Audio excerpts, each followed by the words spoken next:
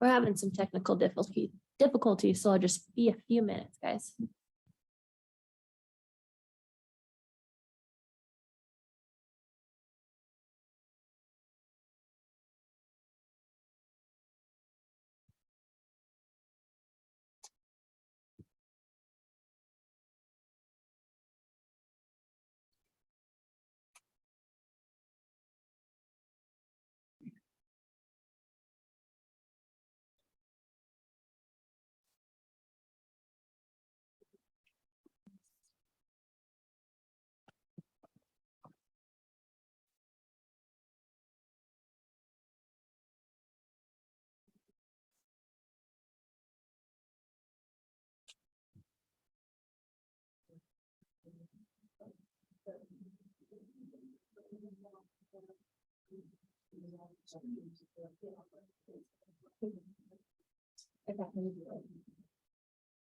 That's right.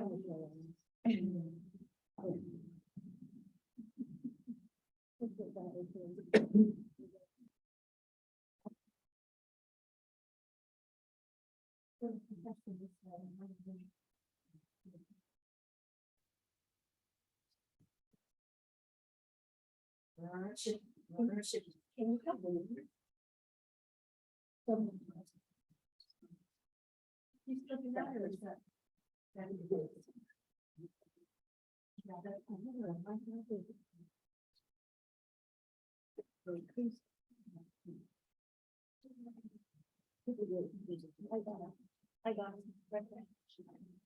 I think it's wonderful.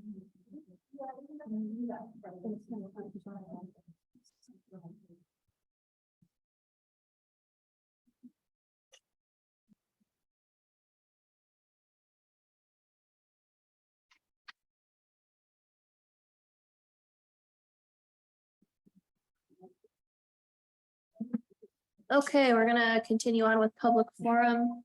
Next, first up, we have Nick Donaldson.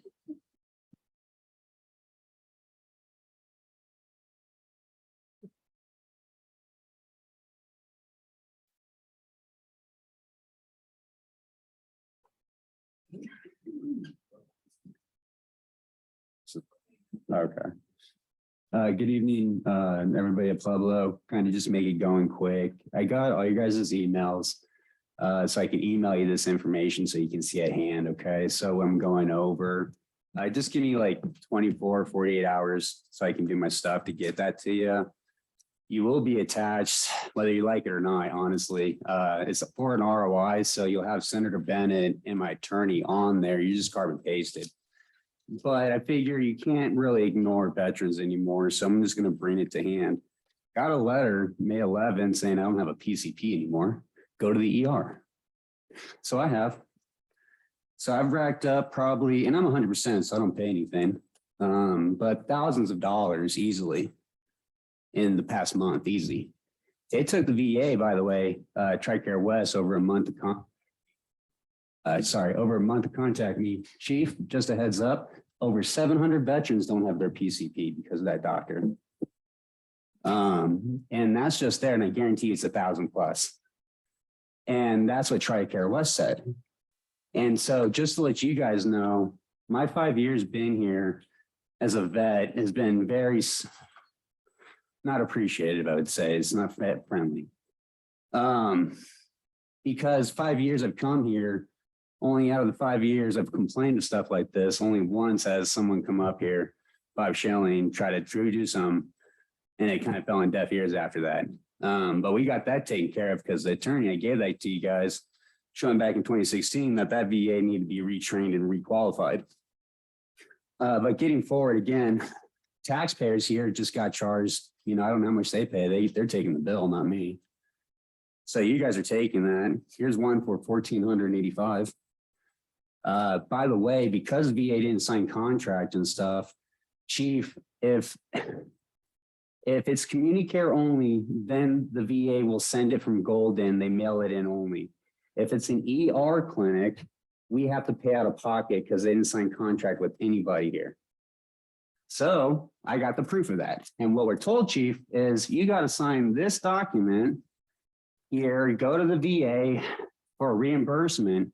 I've done this for years. It hasn't changed. Average time for reimbursement is 6 months to a year. VA already owes me about $500 in prescription and medications back pay. Right there. We're not even talking about other stuff. So, I mean, and then here's another issue. Your hospitals, you guys are losing specialty. We're getting flushed down to Denver. You guys are losing money. You're going to lose benefits. So this is why you can't hold us here. Why it's hard for a veteran. I love Pueblo. Pueblo's great. Don't get me wrong. I'm not going to dish on it. Pueblo is worth it. But you guys got to start getting involved with the VA. You got a federal facility that is losing nurses, losing doctors every year. And I deal with this every year. And you guys deal with this stuff here. And so I handle with the VA. I know you guys are getting Doug Fitzgerald in. I worked with Doug Fitzgerald before you guys even got him in, and you didn't care to listen to him before. And I was bringing that stuff in. So not only do I got to sign that stuff, send this stuff. So to do that reimbursement form, I can't go down to the VA there. I have to mail this stuff into Denver. That costs money. So if you got a homeless vet that doesn't have their stuff in order, because talk to my attorney, Greta Grata, who you're going to talk to, it took 10 years getting out of the wars, VA, to finally get some benefits going. And then after getting an attorney, it took another 5 years to get my full benefits, 15 years. That data hasn't changed. Hasn't changed. You guys still have 17 veterans a day popping themselves. Easy in America. And so what I've been doing as a vet, I've helped thousands, guys, and I do it worldwide. I'm going to have you try to help me, and I'm going to talk to the chief. I need your guys' help to get this Mission Daybreak going for veteran suicide. It's a $3 million first prize. It's $11 million altogether. But I'm going to get that going. It's due July 8th. But I'll tell you guys don't have the services here. And if we're told to get down to Springs, get down to Denver, what's the point of staying here? We're literally I was to do the chest, the respiratory stuff here. I had to go down to Golden, 3-hour drive one way. But guys, if they can't even get benefits and finally touching this. Before I got out, 10 medals, 12 medals. After filing 15 years later, they gave me my 20 plus finally. Thank you, Mr. Donaldson. Your time is up. So I need your guys' help. If not, I mean, just stop using us as benefit, please. It's a spit in the face. Next up, we have Joycelyn Tilly. Jocelyn, did I miss Jocelyn? Got it. Okay, I get it a lot.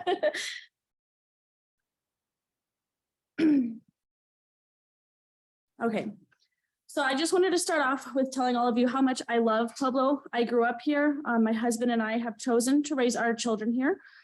Pueblo is beautiful and full of amazing people. I am extremely proud to be a part of this community. With that being said, I'm extremely frustrated, angry, and fed up with the amount of destruction, theft, harassment, and violent acts caused by the homeless population here. I cannot go to the grocery store, get gas, drive my car, or really do anything else with my kids without being harassed for money, food, or a ride. My kids deserve to be able to do everyday things without having to fear for our safety. Recently, I had gotten a flat tire and pulled off onto the I-25 frontage road, kind of by like the brick factory and like the mattress where that fire was not that long ago. And in less than 12 hours, my vehicle had been vandalized, stolen from twice in broad daylight. It was almost about $1,000 worth of damage. And the police department had tagged it as a abandoned vehicle as it was clearly broken into, and I was not notified. Nothing was done. It was just gotten a sticker with. But after speaking with several small local businesses in the area, the One and Done Audio Works, the Country Canine Resort, the Front Range Roofing, Wayne's Towing, and the American Battery, I've come to realize that the vagrants living in the homeless camps in that area have caused a lot more than $1,000 worth of damage. Each business has the same story, but with different details. Their businesses have been broken into more times than they can remember. There's trash everywhere back there. Fences have been cut, their vehicles have been stolen, physical altercations, and of course the fires that have threatened their structures.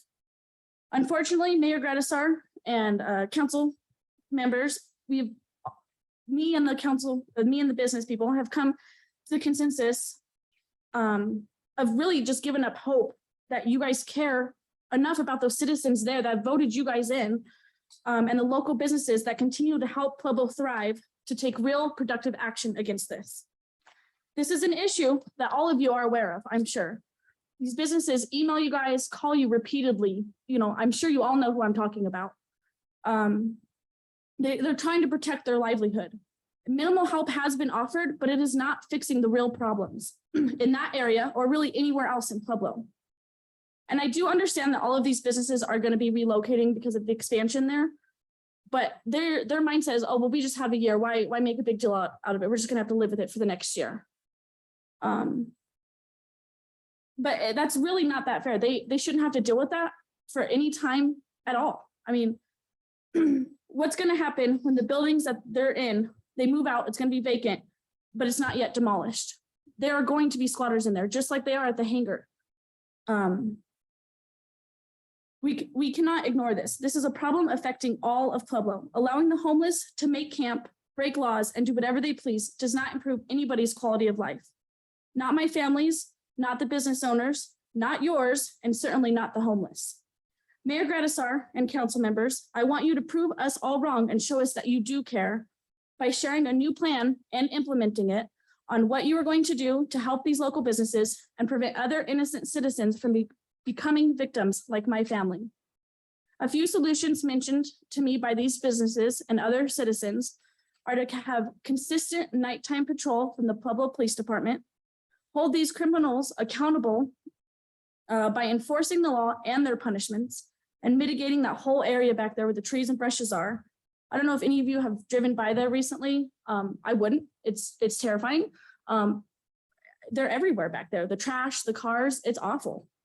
But mitigate that whole area and not just sections at a time like you guys have done before, but all of it. And they also mentioned like a big barbed wire fence between the train tracks and their businesses. And I do realize this is not just your fault and the mayor's fault. It's a multi-agency failure that has led to these issues. But I know that you guys can change it. You and the mayor, you guys can start that change. So thank you for your time. Thank you, Ms. Tilly. Next up, Mr. Elvis Martinez.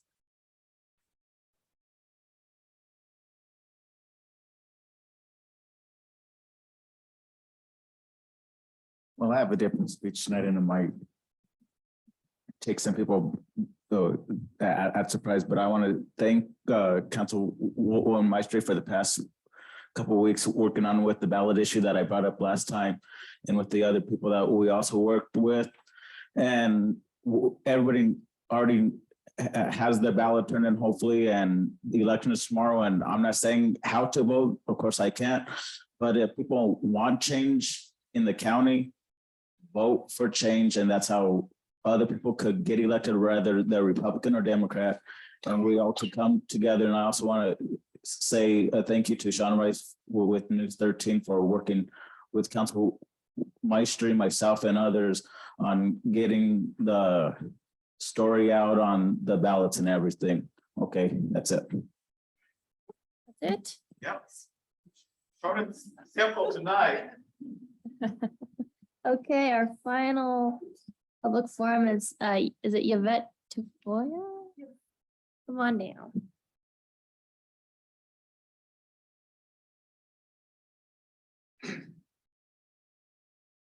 Hello, hello, hello.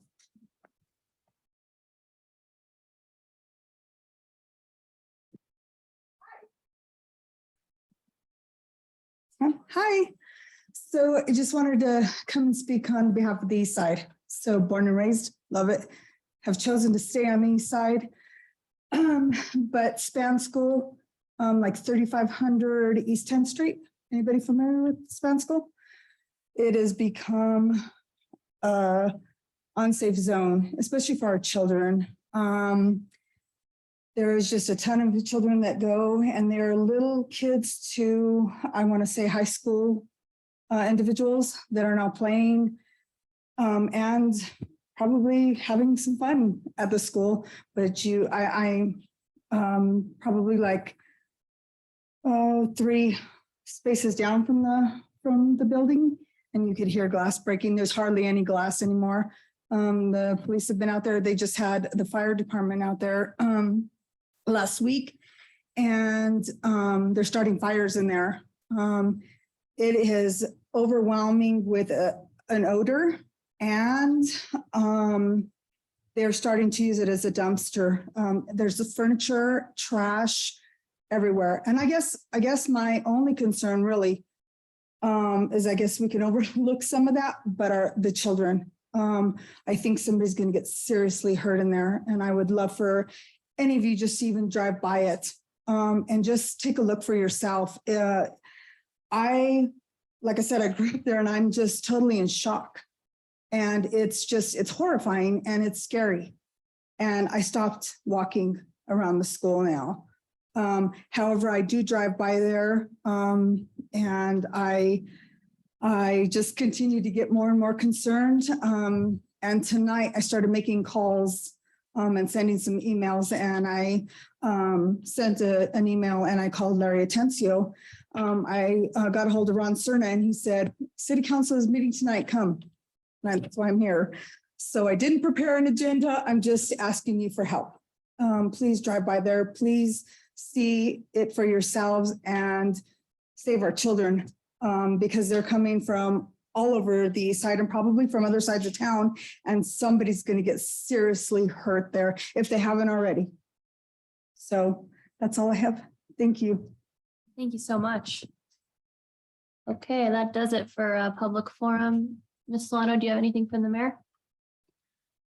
Madam President, City Council, I have 2 updates from the mayor. And first, so that it is back on the City Council agenda, the notice received from Councilor Atencio that he did test positive for COVID, and he hasn't felt well for the last 2 days. He's not able to attend the meeting this evening. And also the mayor was exposed this past weekend. He is fully vaccinated and fully boosted, and is practicing the appropriate protocol.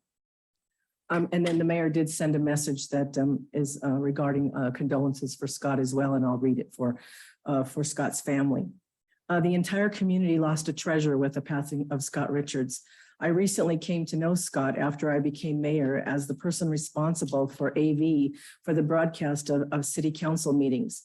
Once COVID hit, I spent time with him every week in the studio recording a message to the community. I always told him his job was to make me look good, and he never failed. I will miss his quiet, unassuming professional manner. I send heartfelt condolences to his family.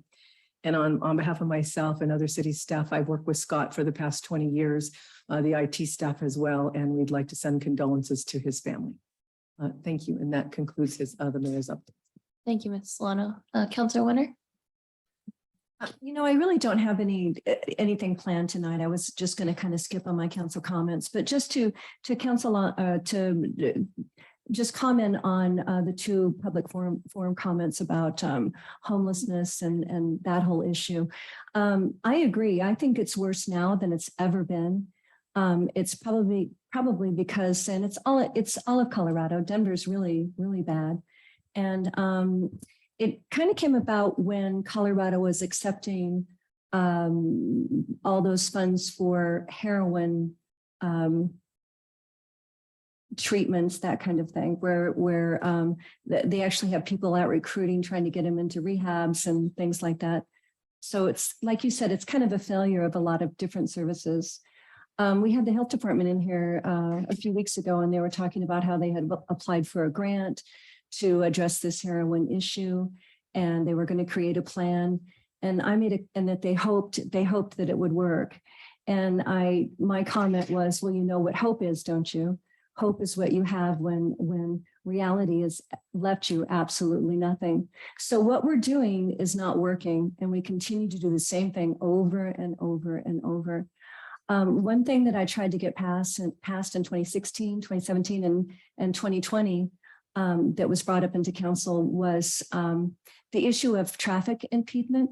There's a lot of cities that have passed an ordinance that says that if you hand money or any kind of personal item from your running vehicle at a stoplight to an individual, you as a driver are impeding traffic and creating a dangerous situation. So many cities have passed that ordinance. And we just can't seem to get it past our law department to look at it, or even council to, I guess, listen to it when the law department won't look at it. So I guess I can bring that forward again. You know, a lot of these folks, they panhandle, they get enough money for drugs and a hotel, and then that's it for the day. And they can collect enough money in a really short period of time at your really, really busy intersections. So what I liked is Provo had introduced this ordinance. I think they were one of the first cities because they had a big problem. And what they would do is they would have a motorcycle cop at intersections that would radio somebody around the corner. And if they had given money to someone, they would get pulled over. And they were given not a citation, but a business card that says, here's the organizations in town that you can donate to really help with the situation. Because you're really not helping that individual situation by just handing over the money.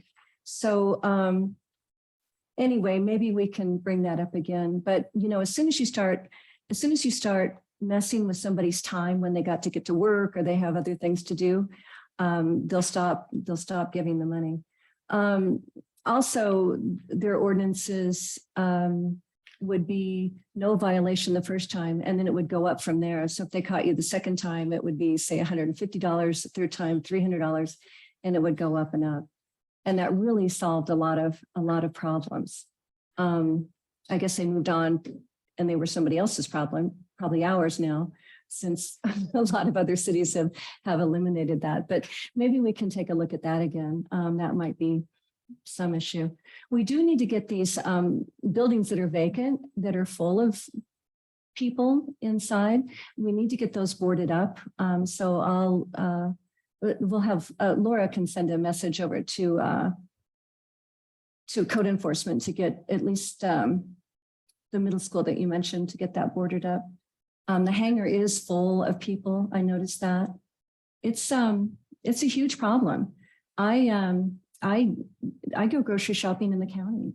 I go out to Legrees because I get stopped all the time. I get harassed all the time. It's concerning. So, well, yeah, absolutely. Yeah, it's terrible. Yeah. Okay. I don't know. Maybe we can bring that discussion up again. Counselor Flores. Yeah, I wanted to talk about Scott Richards a little bit. I met Scott probably 25 years ago. He was a media specialist at Pueblo Community College. And what I remember the most about Mr. Richards was his patience. At that time, I was helping my wife with the Pueblo Hispanic Education Foundation, and we actually had a telethon. And he was always in charge of the whole thing, and where everyone else was panicked. I mean, he was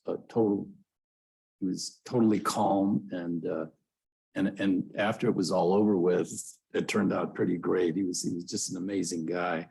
But here in Pueblo, I wanted to recognize Scott because what gives this government, the city of Pueblo government, transparency was our ability to have this video set up so that anybody in Pueblo can watch our city council, see what we're doing, see what the citizens are concerned about. And he sacrificed really all of his Mondays. And I don't know how long he did it for the city, but he sacrificed all of his Mondays to make sure that, that we were on cable television so that citizens could see the operation of city council. And I just wanted to extend my sympathy to his family. I think he was such a gentleman. I was really shocked when I found out about his death because we had just seen him a few weeks ago. And, but in any event, I just wanted to say a couple of more things. One, I really want this council to consider providing some funds to a scholarship fund that's going to be set up at PCC. I think that we should have that out of our contingency fund for city council. I'm thinking, to start off the fund for him. And I also think that this room back here, which is where he lived, he never was out in public, but he made everything up here look good. And, but I really think we ought to consider naming that room after Scott Richards. I mean, that's how significant a man I think he was to this city. And he's going to be sorely missed, and to his family, I just want to extend my sympathy. We've lost a really great man here in Pueblo, and I'm going to miss him. So thank you. Yeah, Counselor. I know that Regina is next, and I just want to thank Regina as well as that Elvis had thanked her for just bringing the attention to the Secretary of State for these ballot issues. And I'm hoping that you can explain a little bit about what that took. Thank you, Regina. Counselor Maestri. First off, I don't want the public to think that City Council ignores the needs of the veterans. Veterans go to the Congress person and the state senator here. They have offices here in this district located here in Pueblo. That's where they need to go because that's where they can get the most response. Those are the offices that have the power to do something for veterans. We all have all sorts of veteran support services that City Council supports. And so I just don't want the public to think that it falls upon deaf ears here at all. We support both our congresswomen and our senators if they're needing us to just join their forces in order to keep the veteran services here. Also, I would like to address the issue with the trash and the homelessness. I brought this up at the work session last week. I'd really like for us to create a department that, not a department, but a budget for the city to maintain their own properties. We have so many city properties that are not maintained, and they're happening down there behind King Supers, and they're all over the place. I had a person who recently purchased some property on the north side, and they're building a new business. They were getting ready to build a new business, and they were cited by code enforcement. And there's a city property right next to theirs. They were cited for weeds, a city property that was full of weeds, full of needles, full of trash, full of homeless people camping there. And if we need to create an extension of one of the departments here, then we as City Council probably just need to take this into our own hands and get it done. Create a budget and authorize one of our departments to take care of some of this stuff and reduce what's going on. Our taxpayers, they step up for every initiative, and they pay the extra taxes to bring improvements to Pueblo, and we need to utilize their money just to start cleaning up our city. We don't need to ask for volunteers to clean up hazardous waste such as needles, people's buckets of urine and feces, trash that the rats have gone through. We need people who are specialized hazmat people to clean up a lot of these areas. We need to reduce the risk of fire in all of these areas by taking out the weeds, the trash. Once we remove the weeds and the brush and the debris, there's less places for people to hide. Since my last meeting, you can't go to the grocery store, you can't go out to dinner without somebody approaching you and talking about the trash.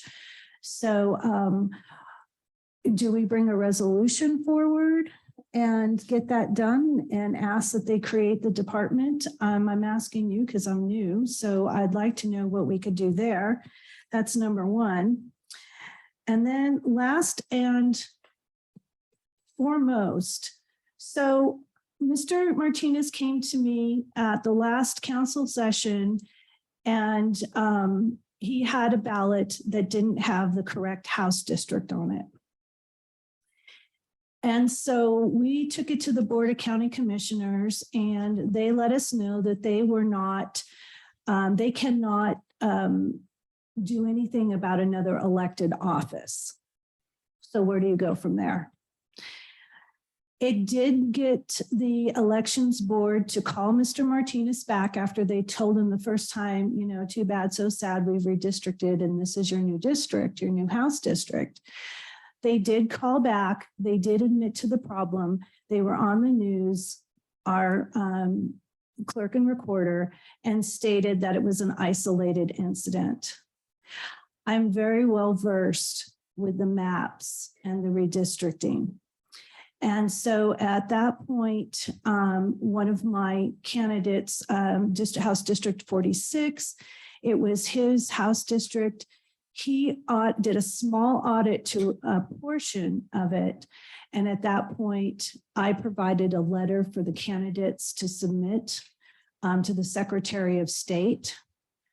One of the questions was, and here is what it matters here in the city, because we have elections next year.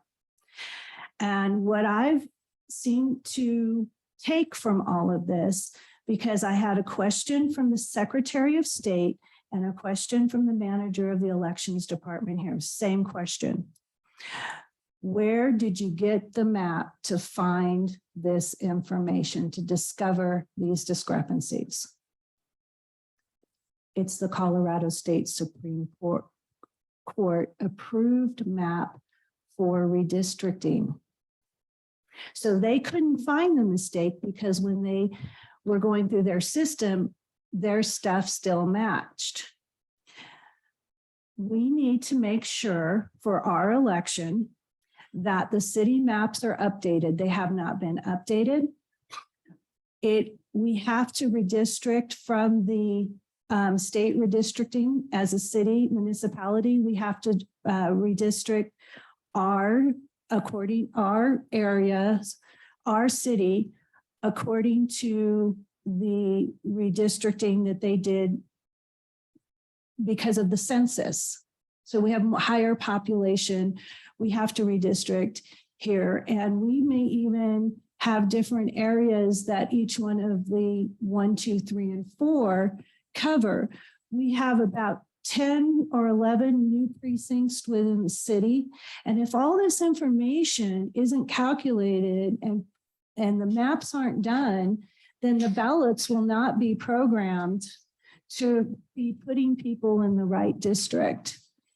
And so as city council, we need to bring a resolution forward so that we can get the maps updated, because we have to be ready by May of next year in order to be ready for the 2023 election. You have 2 years by law to redistrict locally, and in August, 1 year is going to have passed by. So we have to redistrict and make sure everything is correct before, so that when we have the mayoral election and we have at large, and I think Mr. Atencio's up for re-election, that all of the districts and everything are in place. And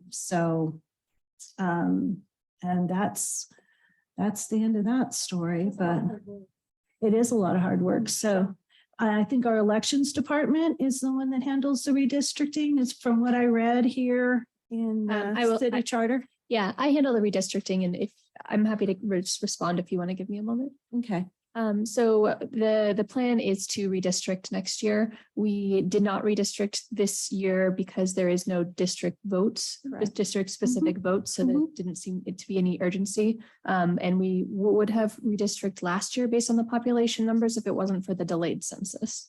So the plan is to redistrict in May of next year and to have the GIS run those maps as they have done in the past. Okay. All right, then. Just make sure they're using the Supreme Court reason. Yes. Thank you. Councilor Martinez? Well, first, I want to echo the sentiment and the condolences to Scott's family. I know that Counselor Flores briefly spoke about the scholarship at PCC. I believe that's actually an active scholarship right now. So if you're wanting to contribute to that scholarship for like marketing or media, it's going to be PuebloCCFoundation.org is how to get a hold of that, because it's run through the PCC Foundation office.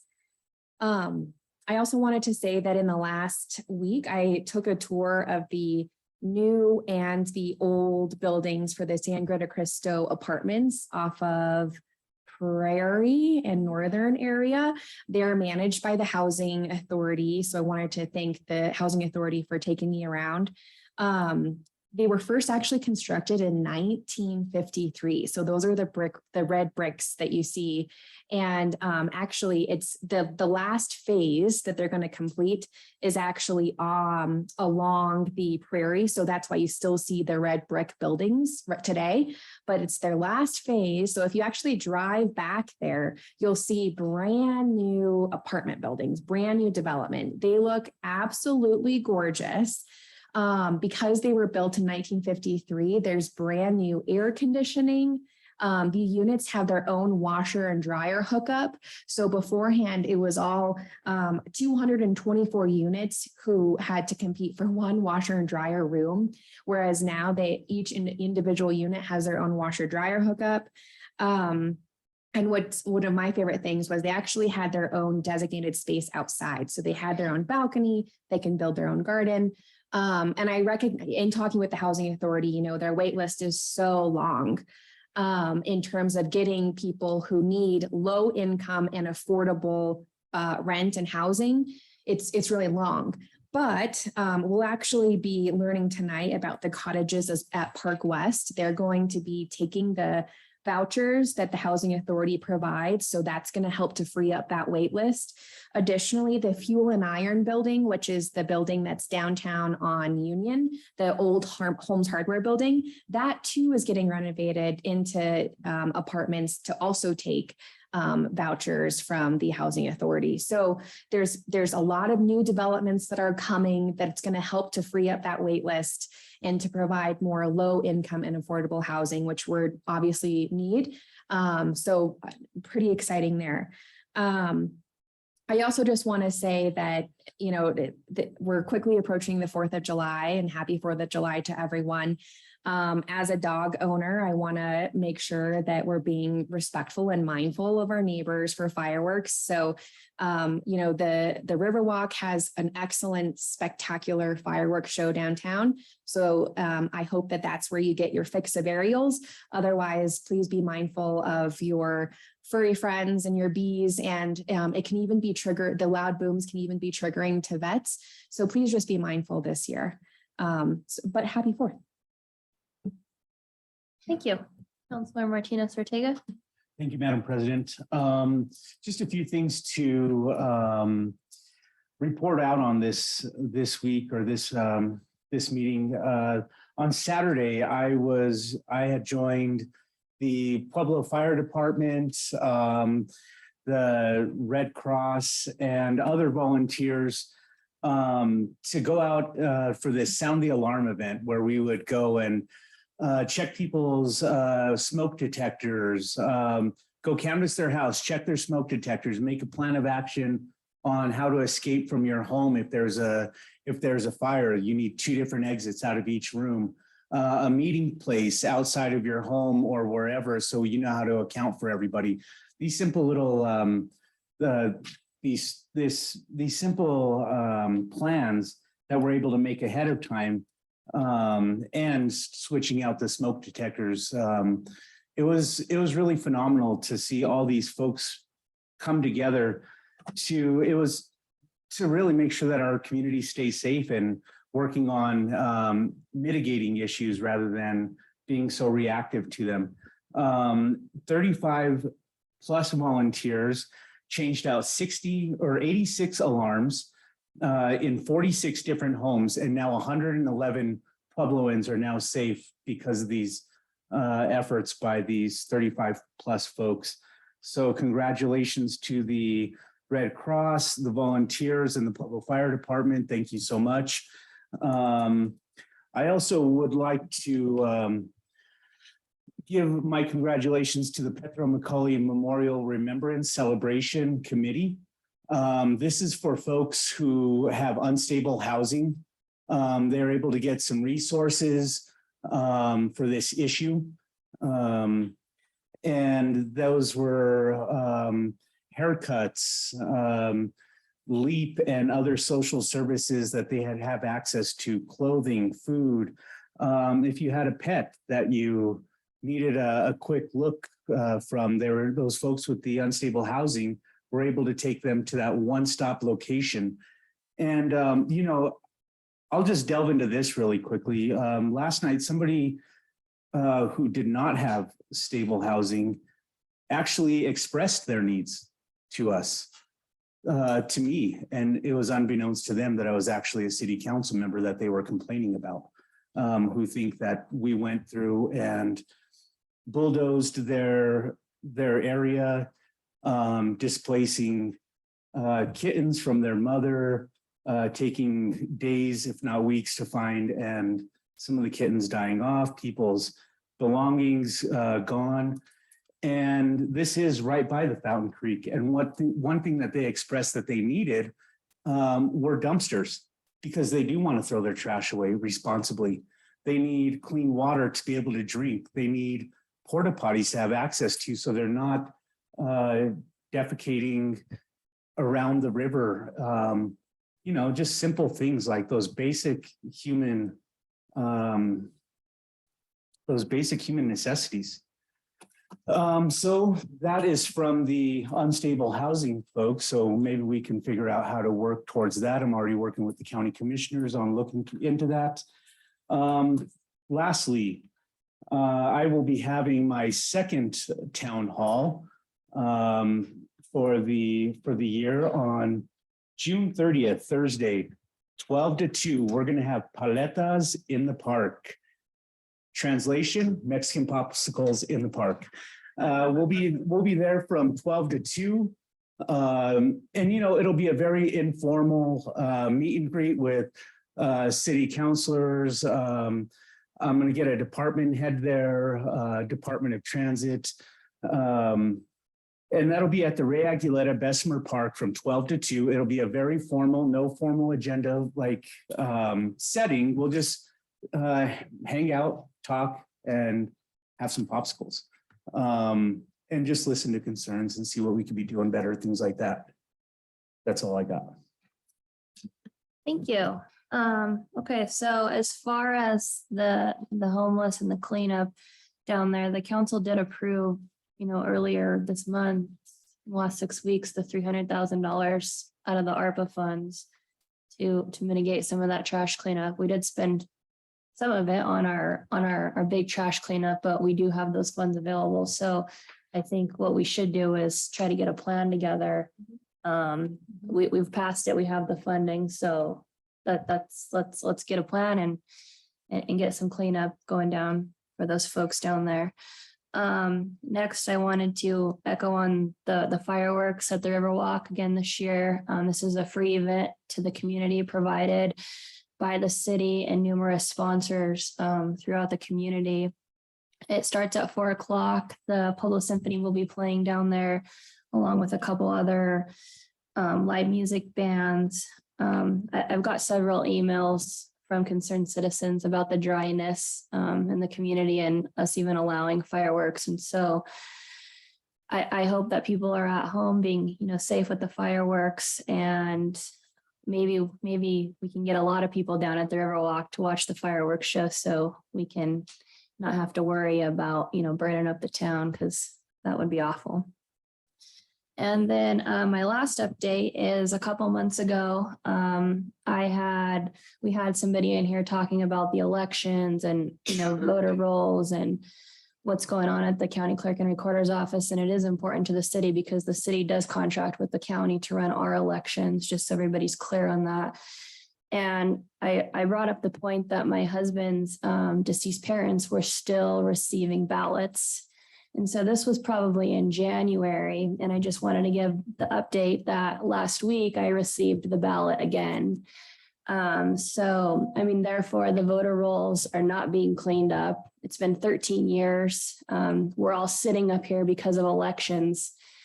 And a lot of people are in high power because of elections. So with tomorrow being the primary, I want to encourage everybody to do your research if you haven't already voted and take the time, Republican or Democrat. We have some stellar people out there looking to fill these seats. And I think it's important that the citizens take it amongst themselves to do the research and follow through this year to clean up stuff like this, because I don't think that we should still be receiving ballots from people that, you know, passed away 13 years ago. I think that's important. That's all I have. Is there any other comments or questions or? Counselor Maestri, did you have? Yes, these mistakes generated several ballots per individual with no explanation as to why they got several ballots, 2, 3, 4 ballots. And so they could just pick any ballot and send it in, and it could be the wrong one. And then that would void the entire ballot, and then none of the candidates on the ballots would receive a vote. Also, the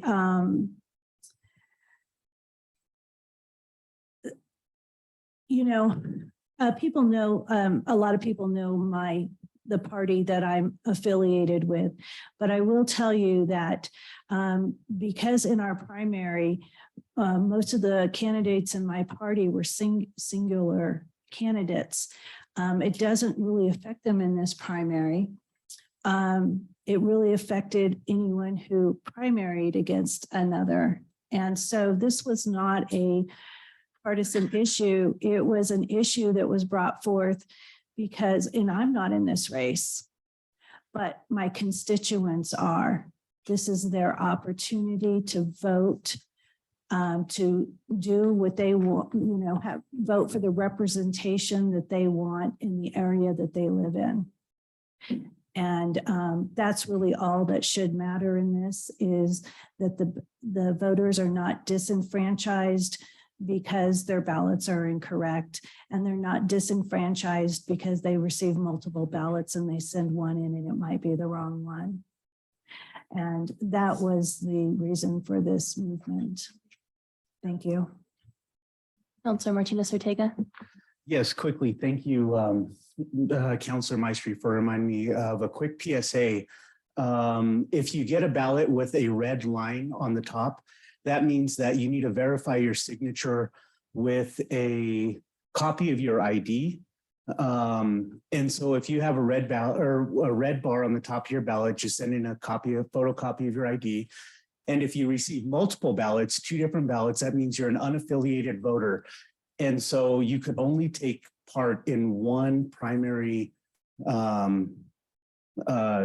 can only turn in one primary ballot or both of your ballots. If you pick some from one and then some from the other and trying to turn those in, your ballots will be discarded. So if you receive multiple ballots, you're an unaffiliated voter, and just turn the one ballot in. That's it. Great. Thank you, City Council, for cleaning up the election. And the town. All right, so now we're moving on to review and approval of the agenda. We're going to go page by page. Stop me if you need something pulled. Page 1. Page 2. I'd like to pull it in forward. And I'd like to have a presentation on it. M4.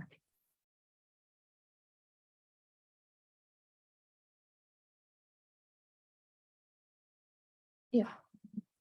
Councilman Maestri, are you wanting to pull it from the consent agenda, the resolutions? Yes.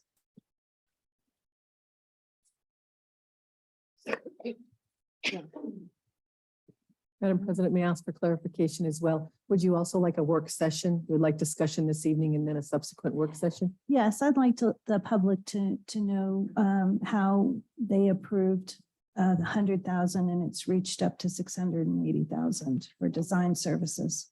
Yes. Yes. Mhm. Thank you. Page 3. Page 4. Page 5. Madam President, staff requests that item number Q1 of the resolution be removed from this agenda. There is still some contract agreement to be made, and we'll be placing it back on a future agenda. Okay, Q1. Q1. Page 6. Page 7. And page 8. Okay, great. Do I have a motion to approve the agenda as edited? I make a motion to amend the agenda to pull item M4 to the regular agenda and to remove item Q1 until a future regular meeting. Do we have a second? Second. Any discussion? Call for the vote.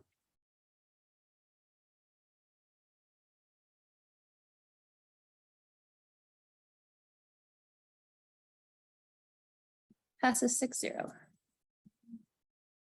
Reading and approval of the minutes. Do we have a motion to dispense? I move to dispense with the reading and approve the minutes of the regular meeting dated Monday, June 13th, 2022 is distributed. Have a second? Okay, call for the vote.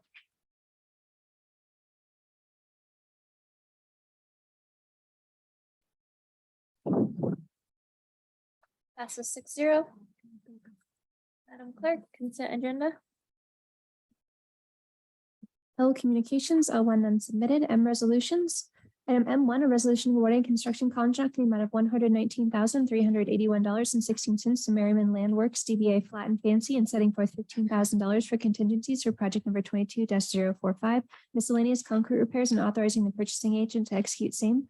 Item M2, a resolution awarding construction contract in the amount of $81,710 to Alpine Roofing LTD and setting forth $13,290 for contingencies for project number 22-049, Pueblo Art Guild Museum roof on authorizing the purchasing agent to execute same. And M3, a resolution awarding an agreement for professional services in the amount of $225,158 to Denakili Management Group Corp., a Colorado corporation for project representation, design review support, and construction inspection services for new fire stations 6, 8, and 11, project number CI 2205, and authorizing the purchasing agent to execute same. Item M5, a resolution awarding construction contract in the amount of $227,017 to Desco Acquisitions LLC, DBA Black Eagle Energy Services, and setting for $22,701 for contingencies for project number 22-029, WWAN04, fiscal year 2022 water reclamation facility equipment upgrade project at the James Diorio Water Reclamation Facility and authorizing the purchasing agent to execute same. Item M6, a resolution approving agreements for professional mechanical, electrical, and plumbing MEP engineering service projects between Pueblo Municipal Corporation and BCER Engineering Inc., Plant Engineering Consultants, and Bridger and Paxton for project number 22-013, MEP Engineering Consulting Services for city facilities and authorizing the purchasing agent to execute same. Item M7, a resolution authorizing the issuance of a revocable permit to the Hart Foundation for the use of Allen Hamel Avenue from South Union Avenue to Santa Fe Drive and Main Street from B Street to City Center Drive on July 4th, 2022 to host their annual 4th of July fireworks celebration. Item M8, a resolution confirming the appointment by the mayor of Patrick Avalos to the Planning and Zoning Commission. Item M9, a resolution confirming the appointment by the mayor of Yvonne Lujan Sack to the Zoning Board of Appeals. Item M10, a resolution confirming the appointment by the mayor of Susan McCarthy to the Historic Preservations Commission. Item N1, ordinances, first presentation, item N1. An ordinance approving an agreement between the City of Pueblo, a Colorado Municipal Corporation, and the Pueblo Development Foundation, a Colorado nonprofit corporation relating to a job creating capital improvement project, authorizing the mayor to execute said agreement and transferring $8,500,000 from the 1992 to 2026 Sales and Use Tax Capital Improvement Projects Fund for purposes thereof. Item N2, an ordinance approving and authorizing the mayor to sign a subrecipient agreement between the City of Pueblo, a Colorado Municipal Corporation, and the Board of Waterworks Colorado, as authorized by Section 603 of the American Rescue Plan Act and U.S. Treasury Fund Rule 31, CFR 35.6, and authorizing the payment of $127,500 from project number CI 2113, American Rescue Plan Act for purposes thereof. Item N3, an ordinance budgeting and appropriating funds from the unappropriated fund balance from the general fund in the amount of $15,000 to council contingencies to reimburse payment for Goodnight Barn Foundation. Item N4, an ordinance approving and adopting the City of Pueblo's 2022-2023 action plan for the Community Development Block Grant, CDBG, and Home Investment Partnership Act Grant Home, authorizing the mayor for the City of Pueblo to submit the application together with all required and necessary certifications, assurances, and documentation to the U.S. Department of Housing and Urban Development, and appropriating and budgeting CDBG and home funds therefore. Item N5, an ordinance authorizing assignment of a private activity bond allocation from the City of Pueblo to the Colorado Housing and Finance Authority pursuant to the Colorado Private Activity Bond Ceiling Allocation Act. Item N6, an ordinance approving an affordable housing development agreement and related documents between Crawford Townhomes LLLP, a Colorado Limited Liability Limited Partnership, and the Housing Authority of the City of Pueblo, a public body, corporate and politic, and the City of Pueblo Municipal Corporation, and authorizing the mayor to execute same. Item N7, an ordinance amending the fiscal year 2022 staffing ordinance by adding one full-time position entitled Food Project Coordinator to the authorized staffing of the mayor's office. Item N8, an ordinance amending 17-4-7 of Chapter 4, Title 17 of the Pueblo Municipal Code relating to landscape performance standards. Item N9, an ordinance amending Section 6 and 15 of Chapter 10 of Title 17 of the Pueblo Municipal Code relating to high-rise sign District Number 3. Item N10, an ordinance approving a fixed-base operator ground lease and operating agreement between the City of Pueblo Municipal Corporation and Freeman Holdings of Colorado LLC, a limited liability corporation, rescinding all previous agreements with Rocky Mountain FBO LLC and authorizing the mayor to execute same. Item N11, an ordinance approving and authorizing a memorandum of understanding between the City of Pueblo Municipal Corporation and Rocky Mountain Sur Jobs for Progress, Inc. regarding the Pueblo Food Projects Entrepreneur Startup Program and authorizing the mayor to execute same. Thank you. Do we have a motion to approve the consent agenda? I move to approve all resolutions set forth in the consent agenda, pass the ordinance of all the consent agenda, setting the public hearings for Monday, July 11th, 2022, and order the ordinances to be published by title.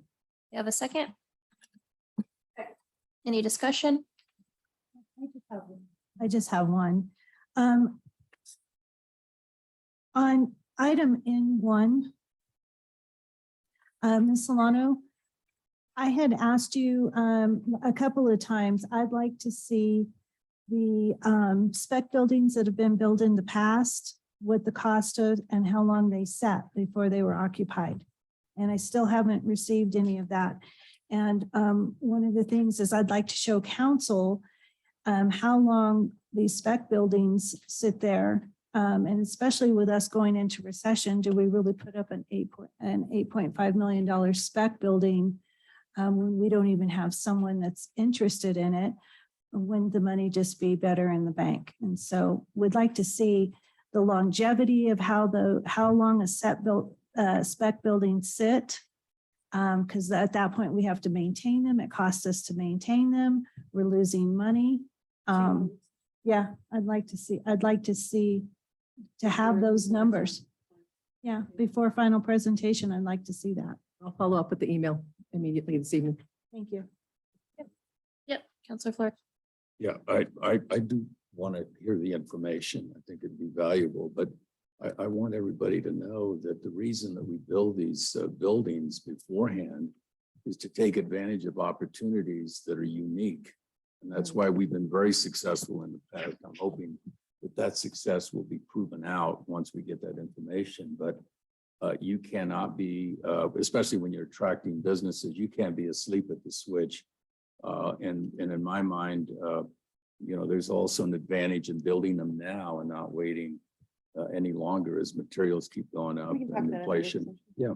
So I just wanted to make those comments for the record. Okay, great. Call for the vote.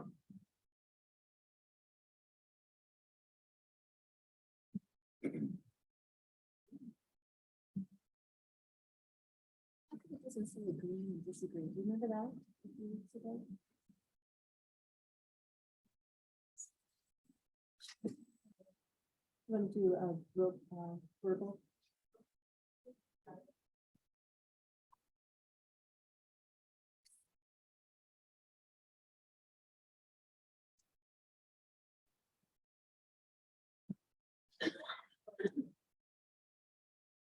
Oh, no, I need to go. I was just sitting here staring at you. Passes 6-0. Madam Clerk, regular agenda. Item M4, resolution approving amendment number 1 to the agreement for professional design consulting services in the amount of $680,890.75 between the city of Pueblo, a Colorado Municipal Corporation, and Bohannon Houston Inc. relating to the final design and construction documents for the Union and Main Streetscape project and authorizing the purchasing agent to execute same. May we have a staff report? Good evening, Madam President, members of council. The resolution before you is a resolution to award a design contract to Bohannon Houston. They are the design agents that assisted the city with the development of the master plan for the Main and Union project. So what was previously awarded was again, the project for the development of that master plan. When we solicited that contract, we also had line items included in there for repricing the associated design services as well when it came time to prepare the construction documents. So that's what this particular line item is about, is awarding or amending the contract to award the design phase of the project. That's conclusion of my report. I'll take any questions you've got. We need a motion to approve, right? Motion to approve. No, that's. Oh, okay. I'm sorry, was Counselor Meister the second? Thank you. So Andrew, when we started this and I believe we put it on the ballot for the public to approve in 2019. Is that correct? You're talking about for the 1A funds specifically? Correct. So this is a project that is funded partially with 1A funds, but it's also out of a CDOT grant and also partially with city funds as well. Okay, but it was initially only said that we were going to spend $100,000 on design. Of the master plan, actually, there's two items on there. There are two different $100,000 items. Well, So then that was a couple of years later, then it went up to 180,000, correct? there are two adjacent from October 15th, 2019, two different ordinances that were passed. Mhm. So in the background paper, there's a little bit more information and I can pull some more if I need to follow up, but a little bit of detail there on those $200,000, two $100,000 budget and appropriated budgets, appropriations to project budgets for the Main and the Union projects respectively. At that time, they were being handled kind of as two separate items. Since that time, we've also had conversations with the county where they're providing funding in a block for the Main and Union project together as one. Mhm. Going forward, the design phase and the construction work that will be funded from county, CDOT, and the city projects will come together as one project. Okay, so we've actually, have we doubled or tripled? We Neither. double or? You have done two different things. Yeah, The first but item, you've come up with 680,000. that is the amount that Bohannon Houston bid for the design. And let me say that That's what with we're going to be paying, right? that will be what we're paying for the design effort. So design in this case means the preparation construction documents Correct. and the project plans that will give us a biddable package for all the work that will be done under the So- project. So the 100,000 was what for? a Master rendering? plan, the master plan that Rendering was what? brought to council and the Board of County Commissioners and adopted last year. So that was a lot of public engagement, actually the development of the plan 'Cause It itself. says plan design in the paperwork. That's, Correct. That may have been a poor choice of words in the background paper. okay, that's the clarification I'm looking for because it would, the way it sounds is it, they ended up costing us way more than, Two different things. Yes, ma'am. okay. So the design, the same designer, same firm bid on two different items. And in this case, we are extending the award or amending the contract to award that next line item, which is the actual preparation of those construction documents for the project. That's again, about $680,000 there for the design work. Keep in mind that the project is approximately $8 or $9 million project is what's expected. It says that we're needing about what, 2.7 million to finish the project? We have approximately $2.1 million committed from the county that is to come yet. We also have $2 million that has already been budgeted and appropriated from the CDOT grant that we've Mhm. received. And there's approximately $2.7 million from the initial estimate that would be coming from the city's contribution to the project. So again, Is that already in the budget? The not yet. So this 2.7, so it'll be for next year. it's coming, yes, ma'am. So the Again, the project budget will be based on the estimates that are put together as a result of the design work that goes on, right? This is where we put sharpen the pencil a little bit on the design or on the Correct. actual construction cost, Correct. estimate quantities of work, and based on final design requirements, that's where this estimate will come together. All right, thank you. So do we still need a work session on this or were you satisfied with Yeah, I'm that? satisfied. Okay, so we can go ahead and vote on it tonight. Any other discussion? Okay, call for the vote.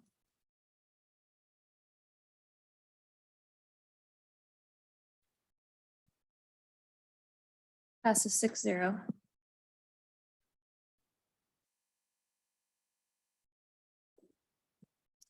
Item Q2, a resolution authorizing payment from the council contingency account in the 2022 general fund budget to the Pueblo Symphony Association, amount of $294.32 to support the 2022 season of the Pueblo Symphony Orchestra. May we have a staff report? I was the person that put that on the agenda, and I just, as part of our Healthy the Pueblo Symphony, I just wanted the council to purchase tickets to their symphony in the month of August, which is different than the 4th of July, but it's their first symphony this summer. So it was just my desire to help them out in getting the tickets sold. Great. Do we have a motion to approve? Do Motion to approve resolution. we have a second? Second. Any other discussion? Okay, call for the vote.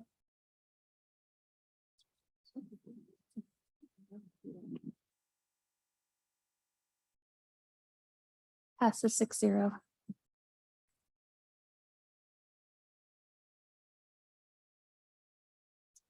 R, emergency ordinance, item R1, public hearing, an emergency ordinance approving a lease between the city of Pueblo, a Colorado Municipal Corporation, and the Friday Health Plans Management Services Company, Inc., a Colorado Corporation, for Suite 300, 317 North Main Street, Pueblo, Colorado, 81003, and authorizing the mayor to execute said lease and ratifying the mayor's prior signature thereto. May we have a staff report? Madam President, members of council, as Joe O'Brien from Petco explained during the work session, a company called Friday Health Plans Management Services Company, Inc., with offices in Denver and Alamosa, is preparing to move to a permanent location in the city of Pueblo, but their property is not yet ready for occupancy. So they asked for a 90-day lease in the Pope Block building. It will be approximately 3,000 square feet. The only condition that they had was they had to move in on July the 1st. And the company will be paying rent at the rate of $17 per square foot. They'll be assigned 30 parking spaces. They will pay for those parking spaces at the rate of $30 per space per month. They've agreed to prepay both the rent and the parking spaces. This lease is for 90 days, but they have an option to extend the lease for an additional 60 days if they need to, and that is staff's report.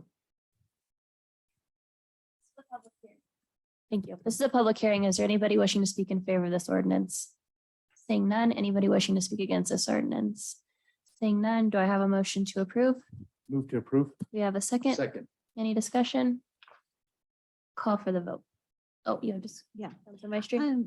Mr. Kukosik, does this meet the requirements as an emergency according to the charter? Yes, because 500 jobs are at stake. This company is bringing 500 jobs. Yes. All right, thank you. Call for the vote.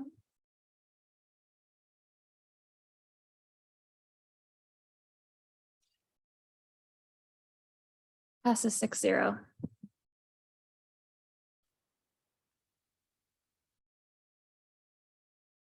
S ordinances, final presentation. Item S1, public hearing and ordinance approving and authorizing the mayor to sign a subrecipient agreement between the city of Pueblo, Colorado Municipal Corporation and NeighborWorks Southern Colorado, Inc., a Colorado nonprofit corporation for foreclosure prevention program as authorized by section 603, print C, print 1, print A of the American Rescue Plan Act and U.S. Treasury Final Rule 31, CFR 35.6, and authorizing the payment of $20,000 from project number CI 2113 American Rescue Plan Act for purposes thereof, introduced June 13, 2022 by Councilor Sarah Martinez. May we have a staff report? This, President, members of council, this ordinance approves a subrecipient agreement which awards ARPA funds in the amount of $20,000 to NeighborWorks for their foreclosure prevention project. And that is staff's report. Thank you. This is a public hearing. Is there anybody wishing to speak in favor of this ordinance?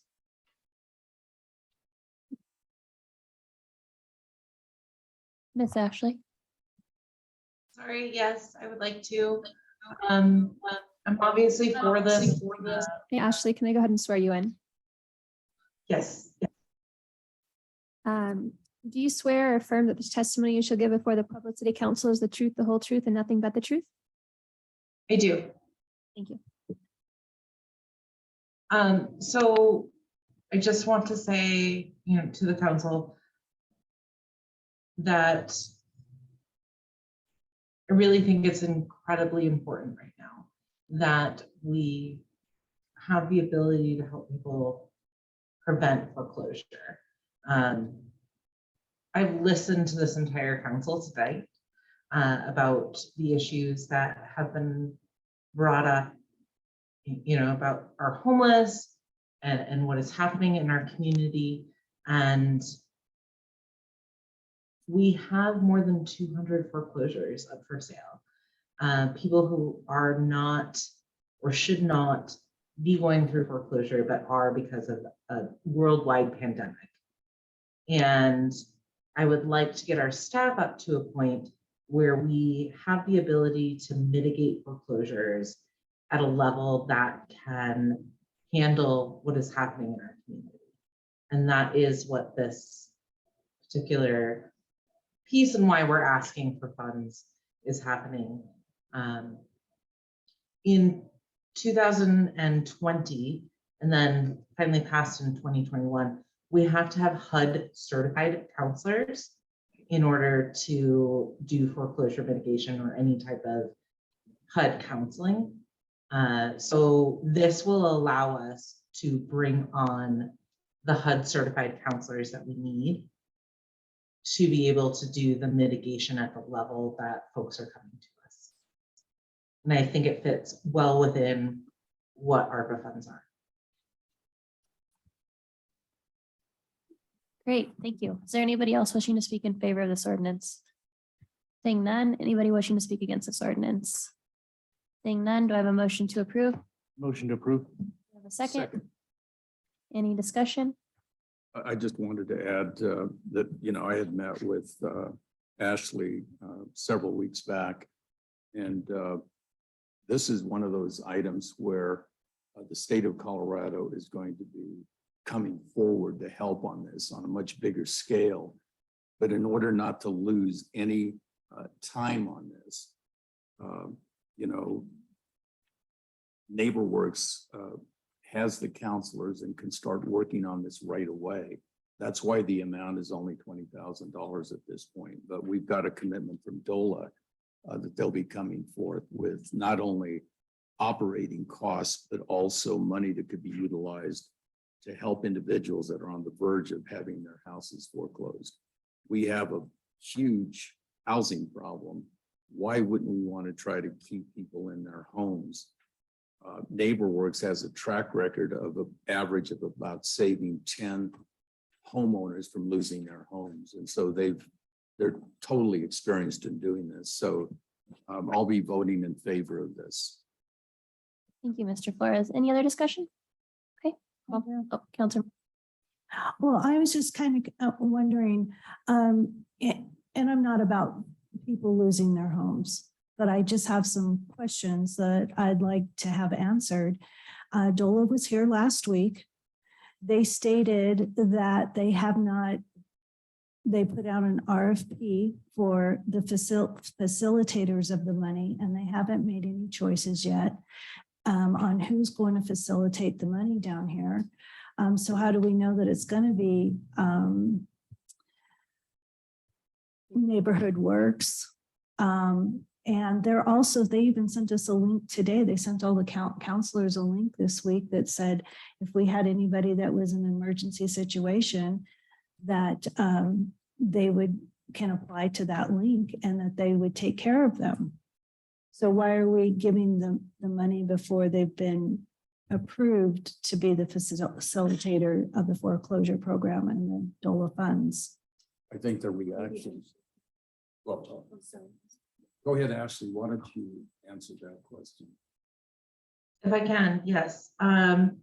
There was an RFP put out. We actually applied for those funds. There are some funds available, but non-counseling funds to help people. So we're the only organization south of Denver that has kept up a foreclosure mitigation counseling service since the Attorney General determined that we no longer were in foreclosure crisis in 2017. This is something new based on the pandemic, but we have kept up that service, and we are the only organization that has kept up that service. We are also one of 2 organizations south of Denver that have a HUD counseling mitigation service, or HUD counseling certified. Sorry. The only other organization is out in our counties east of us. So there is no other service along the Front Range. So we were approached by DOLA. We have approached DOLA for funds. We actually receive a significant amount of funds through them for other services that we do.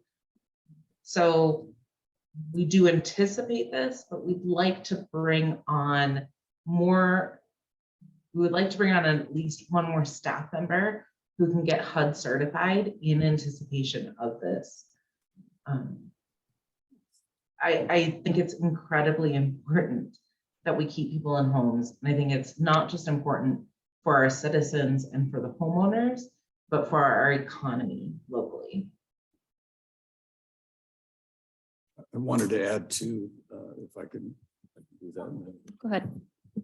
I just wanted to add that there are over 200 individuals right now in the queue with the Pueblo County Treasurer that are already have been put on notice of foreclosure. So this became, in fact, I had wanted this to be an emergency ordinance because I think it's that important for NeighborWorks to get started.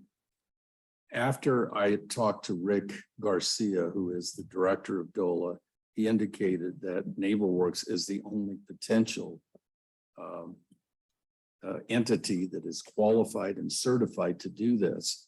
So, but again, it's typical of government. They've got to go through all these motions, and time is of the essence here. And that's why I brought this ordinance forward. Thank you. Okay, call for the vote.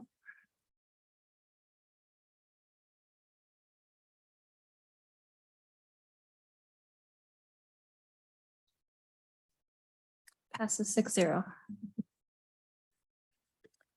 Item S2, an ordinance approving and authorizing the execution of operating ARP grant April 26, 2022 relating to award number CO-2022-013-00 between the City of Pueblo and the United States of America Department of Transportation, Federal Transit Administration, in the amount of $307,724, budgeting and appropriating $75,000 into project PT 2201 and budgeting and appropriating $102,724 into project PT 2202 and budgeting and appropriating $130,000 into project PT 2203, introduced June 13th, 2022 by Councilor Sarah Martinez. May we have a staff report? Good evening, Madam President, members of council. So what we're going to do with this ordinance in front of you, it is to authorize the execution of our ARP grant into those 3 projects that were mentioned. The $75,000 is going to go to replace a shop truck. We're one of the lucky ones. We've actually located one. So Once we get this process, we'll have a replacement vehicle, so we won't be all using one. The 102,724 is going to go into our union member bonus for their recovery, for their pandemic recovery fund. And the $130,000 is to replace all of the camera systems on all the buses. It's going to give us an option where you can actually log into them and monitor everything in the cloud. So it's going to be like real-time data. So when things come up, PD is going to be able to log in on their own and monitor real-time what's going on. And that concludes staff support. Great, thank you. This is a public hearing. Is there anybody wishing to speak in favor of this ordinance? Seeing none, anybody wishing to speak against this ordinance? Seeing none, do I have a motion to approve? Motion to approve. Any discussion? Counselor Martinez? Ben, for the cameras, how long do you think that that's going to take to get them installed? 6 months. That was the latest talk. We talked to them last week and they said, we can't install it. So part of the whole package is they have to come and pull all the old cable and rerun the new cable. So 6 months, we should be 100%. And are they visual and audio? Yes. And how, like, is it like, you know, the Ring camera where it kind of records in like perpetually or only like? Everything automatically stores to the cloud. Well, thanks, Ben. Counselor Maestri? Hi, Ben.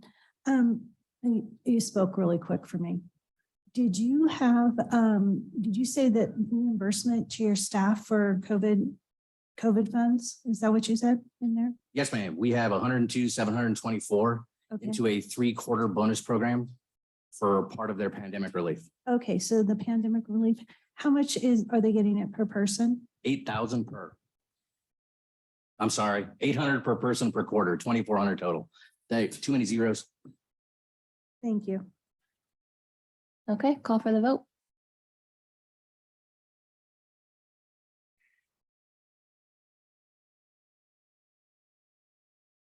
Passes 6-0. Item S3, public hearing and ordinance approving and accepting additional funds from the Colorado State Forest Service in the amount of $7,272.52 pursuant to the Teaming Up for Trees grant, budgeting and appropriating said funds into project number PL 1903, introduced June 13, 2022 by Councilor Sarah Martinez. And we have a staff report. Yes, good evening, President Graham, members of council. This ordinance is bringing in additional funds in the amount of $7,272.52 from the Colorado State Forest Service. It also budgets and appropriates those funds. They've actually, in the past several years, they've given us over, 27,900 back in 2019 and 2000, and in 2021, another $5,000. So this funds actually goes into a coffer where we plant trees. We replace our trees that have died, and we've lost quite a few of them in the last few snowstorms, and we've had a lot of beetle kill with the pine trees. So it definitely helps us. Thank you. This is a public hearing. Is there anybody who wish to speak in favor of this ordinance? Seeing none, anybody wishing to speak against? Seeing none, do I have a motion to approve? Do Motion to approve. I have a second? Second. Any discussion? Okay, call for the vote.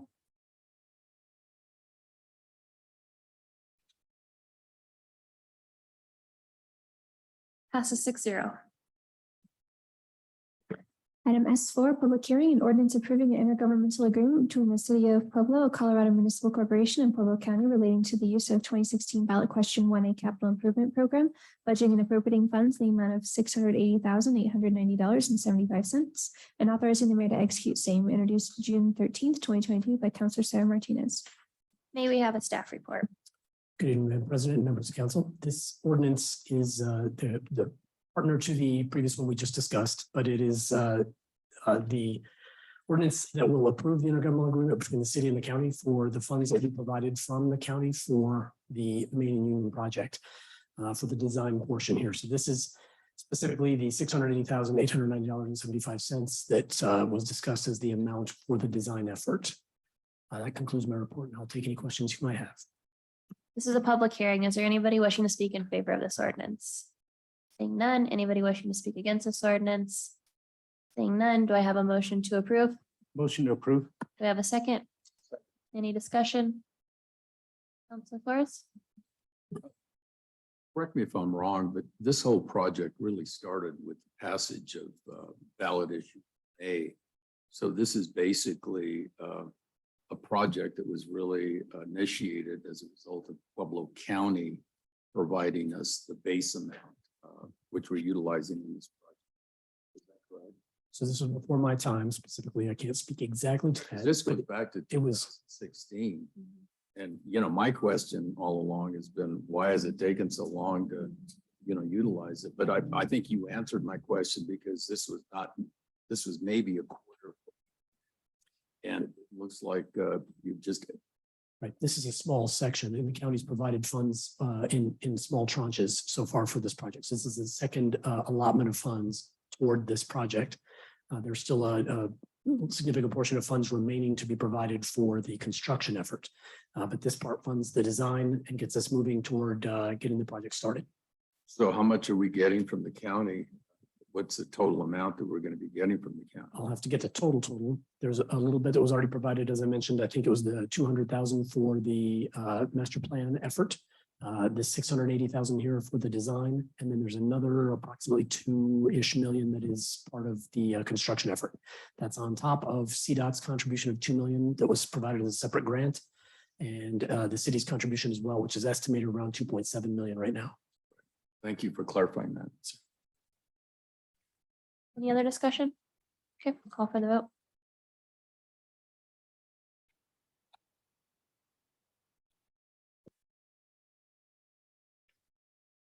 Passes 6-0. Item S5, public hearing and ordinance transferring $270,000 from the 2022 unappropriated fund balance of the general fund to project CI 2205 Fire Station 6, 8, and 11 and budgeting and appropriating $270,000 for said project, introduced June 13, 2022 by Councilor Sarah Martinez. No, you're not done yet. May we have the staff report? Yes, ma'am. Madam President, members of council, this ordinance before you is the final ordinance for the budget and appropriation of $270,000 for the construction management and design management services, as well as a little bit of a contingency, approximately $40,000 of contingency toward the design effort for the 3 fire station projects.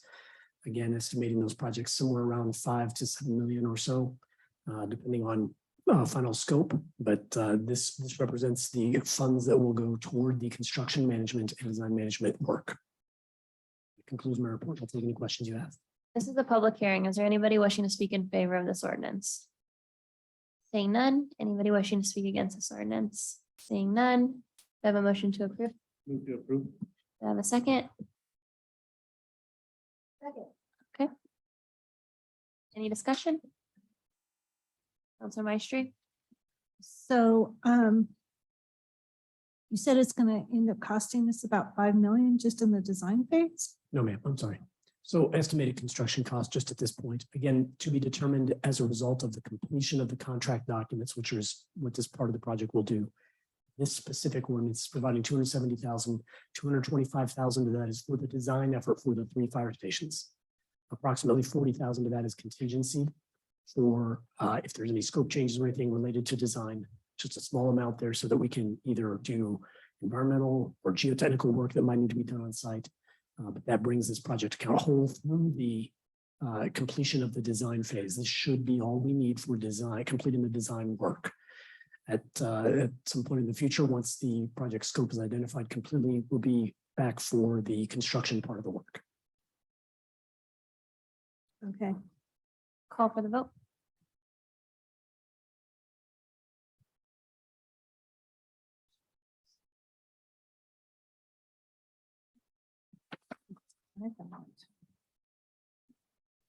Passes 6-0.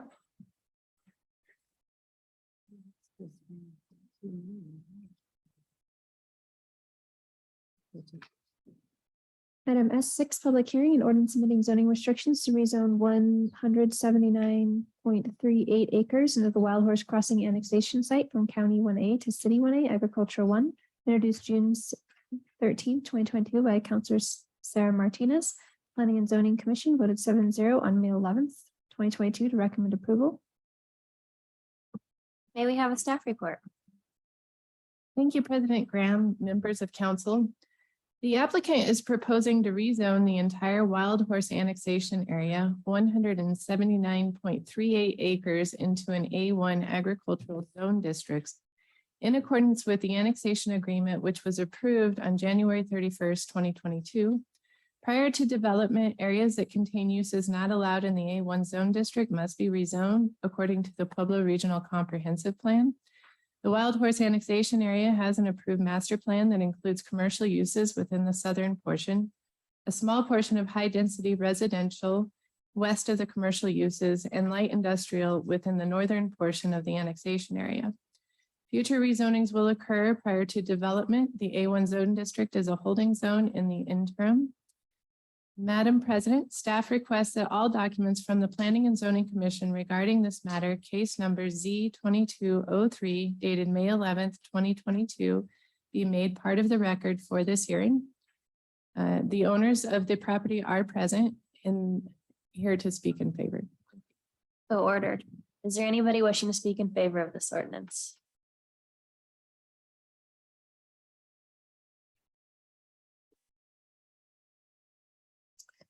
Would you please raise your right hand?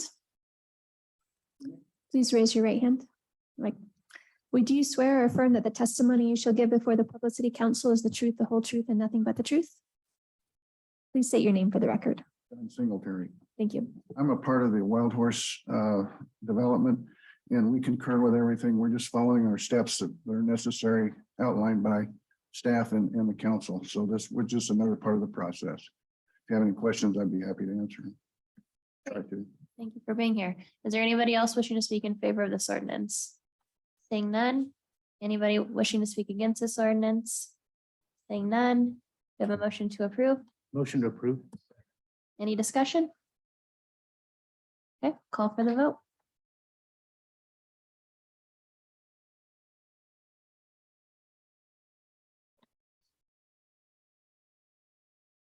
Passes 6-0.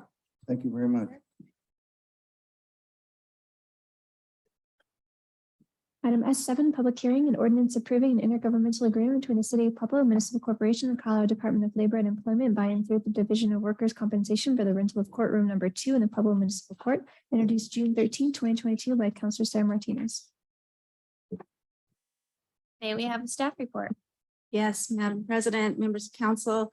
This is an ordinance just approving an agreement for rental of our courtroom, our second courtroom. Right now that courtroom is used as needed. We use it every other Friday for our code enforcement dockets and then as needed. But we were approached by the workers' compensation by a judge for them asking if they could use our second courtroom. And so we have the availability. So we offered to allow them to do that. So it's only on an as needed basis. So there isn't any set schedule. But everything's set forth in the agreement. I'm happy to answer any questions that you may. Great, thank you. This is a public hearing. Is there anybody wishing to speak in favor of this ordinance? Seeing none, anybody wishing to speak against this ordinance? Seeing none, do I have a motion to approve? Motion to approve. Do I have a second? Second. Any discussion? Okay, call for the vote. Oh, Councilor Maestri. Why is the rent going into the general fund and not into the municipal, like into your fund? All revenue that we receive from municipal court goes into the general fund. So under the ordinances and under the, I believe it's a charter, we're not able to earmark any money for anything specific. There's only a couple of specific things that get earmarked. So everything else goes into the general fund. Okay, thank you. Okay, call for the vote.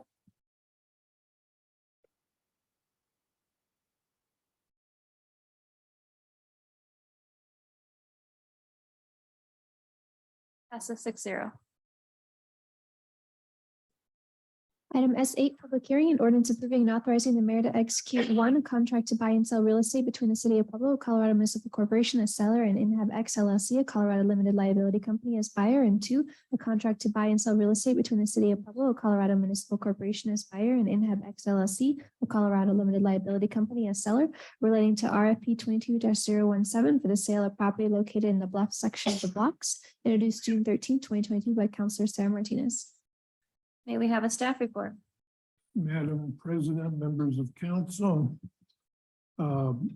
we have a local developer named John Wark who is here tonight. Good news, he wants to build a 100-unit apartment house. And we've been describing this as the Bluffs section of the blocks.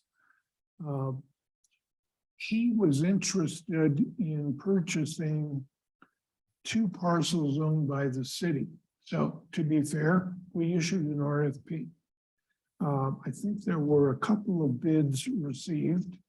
Mr. Warks was the best bid. And his proposal was that he was going to pay for the 2 parcels. The large one being about 11,000 square feet, he's going to pay $4,000. A smaller one, about half that size, he was going to pay $2,000. But as part of his proposal, he agreed to transfer to the city a parcel that we were interested in, a big parcel, 39,500 square feet at no cost to the city. So this ordinance approves 2 contracts to buy and sell. Contract number 1, he's going to pay $6,000 for the parcel 2 parcels that he wanted. The second contract is for the city to buy the parcel that he's donating to us for $10. And that is staff's report. This is a public hearing. Is there anybody wishing to speak in favor of this ordinance? Seeing none, anybody wishing to speak against this ordinance? Seeing none, do I have a motion to approve? Motion to approve on final presentation. Any discussion? Counselor Maestri? Can I please have the date of the RFP?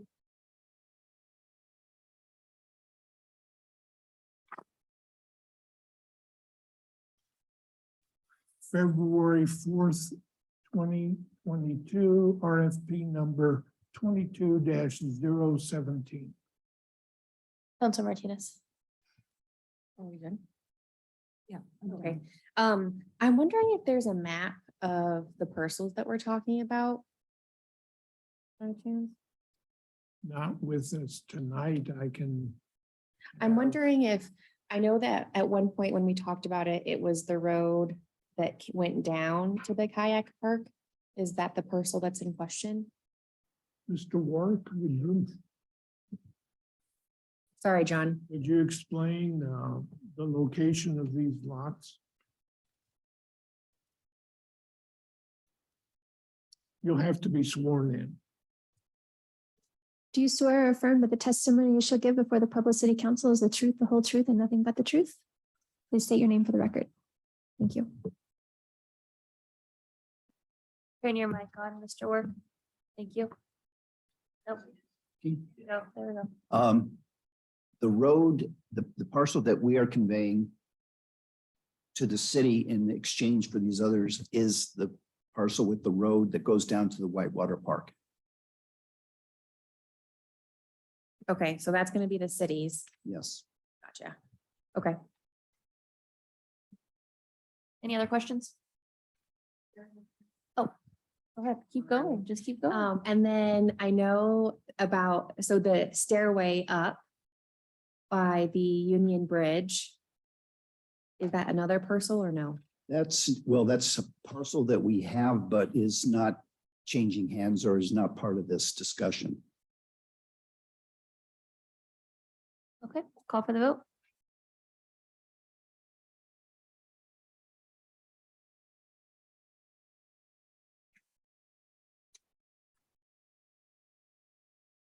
Passes 6-0. Thank you very much. Mr. Wark, please stay there. There may be questions about the next ordinance. Item S9, public hearing and ordinance approving and authorizing the mayor to execute a contract to buy and sell real estate between the city of Pueblo, a Colorado Municipal Corporation, and Bluffs Opportunity Zone Business LLC, a Colorado Limited Liability Company, for the sale of property located at the Devlin Place subdivision of the county of Pueblo, state of Colorado, introduced June 13, 2022 by Councilor Sarah Martinez. May we have a staff report? Madam President, members of council, while we were negotiating the land swap, Mr. Work discovered that there's a fourth parcel of land owned by the city that is needed for his apartment complex. And this ordinance approves the contract to buy and sell real estate. Mr. Work will purchase this parcel, and it's very thin and not very long, for $1,000. And that is staff's report. This is a public hearing. Is there anybody wishing to speak in favor of this ordinance? Just so you know, since I'm here, I can tell you that it's a very narrow, small piece that's completely surrounded by our current property. So it has no value to anybody, really. Great. Anybody wishing to speak against this ordinance? Seeing none, any discuss, or do I have a motion to approve? Motion to approve. Do I have a second? Any other discussion? Counselor Maestri? We would just like to see where it's at. Located. I mean, I don't know where Devlin Place is. I'd just like to see where it's at. Yeah, it's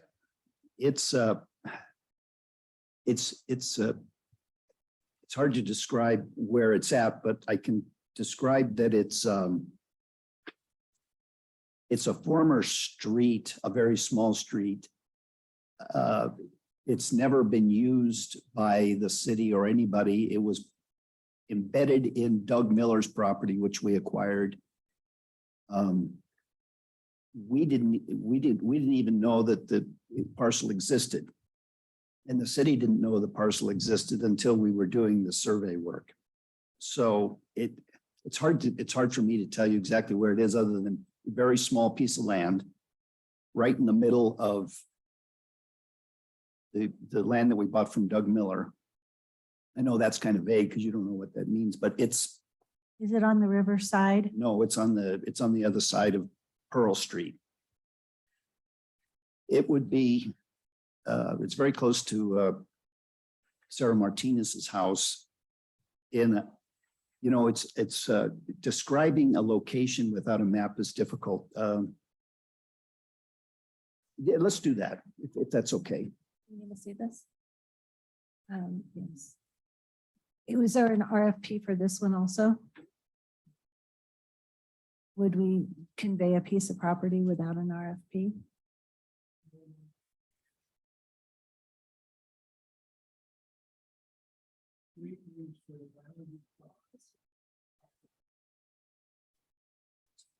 Okay.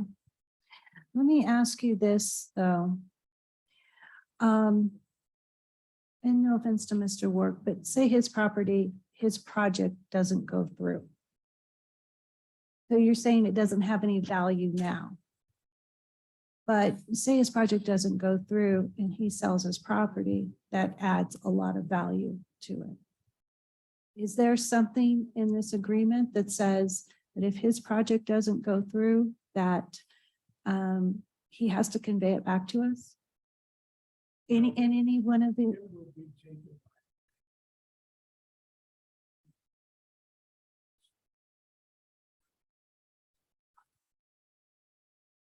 We are quick claiming. Well, he's borrowing money if he borrows the money.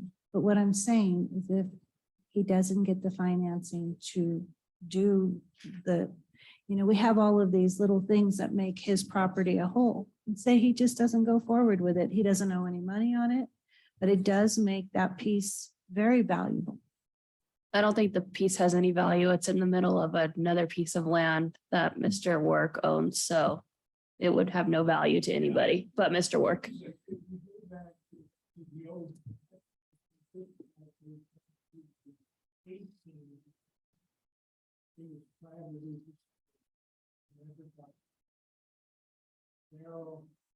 Oh, I completely and totally get that.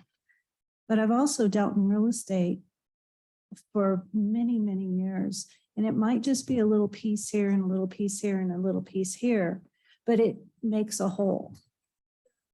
Mhm.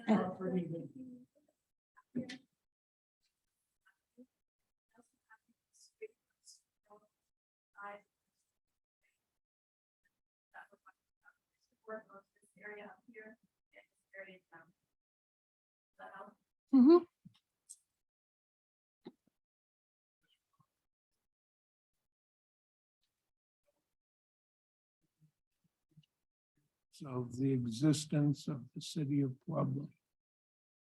Do you have the, is it platted to where we're able to exchange title work with Mr. Work? In Yeah, one of and these pieces? It was the survey and the title work that showed this anomaly. Mhm. The city owns this nerve. Yeah, but do we have it in title to where we can convey that title to Mr. Work? No, we're quit claiming. We make no warranty as to title.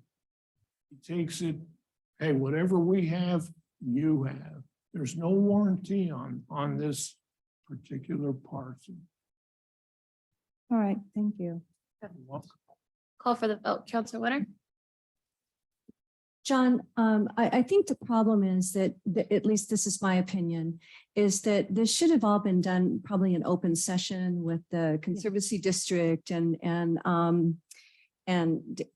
just in regular open session, so that we could all hear it at once and the public could hear it. It just seems weird that all this went on kind of behind closed doors and the RFP was put out, kind of already planned to do so, this business with you. So I think that's the issue. I don't really think it needed to go out for RFP. I think it needed to be discussed in open session, just like we did just now. So I think that's the issue. So I think we're all for this land going to you. I just think it was the process that we're having an issue with. Counselor Flores? The process was perfect. There was no nefarious thing here. There's nothing in the back happening. This was straight up a real estate deal that- on these little pieces. That's not true. Don't Oh, I'm interrupt sorry. me, I'm sorry. please. So, I mean, I don't want the public to believe that there's something nefarious going on when there's nothing. This process, and I've met with you several times, every council member here, you could have walked them, held their hand and showed them that this road that we're talking about never was developed by any person. It was owned by the city that never utilized this road. So I don't understand why we're making such a big deal out of this. You need that little piece of land just to incorporate it with, it's completely surrounded by your property. It makes no sense to say that anything was done improper. I think our legal counsel did everything by the letter of the law. We followed, the RFPs for the first two plots and the other. And this piece of land is just crazy. It's like a scar in the middle of all this stuff.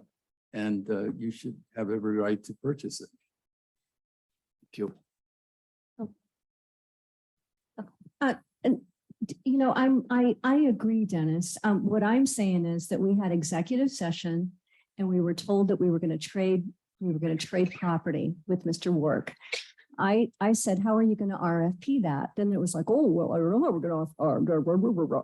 So that's the issue. It should have been done in open session. Like I said, you could have had Corinne Kaler here or Don Banner here to talk about these little pieces of land, and it could have been settled just then. I think that's the issue I have with it, because it was not really an executive session topic. It should have been done in open session. But I'm all for you getting this property in the way that you're getting it. So that's all I have to say.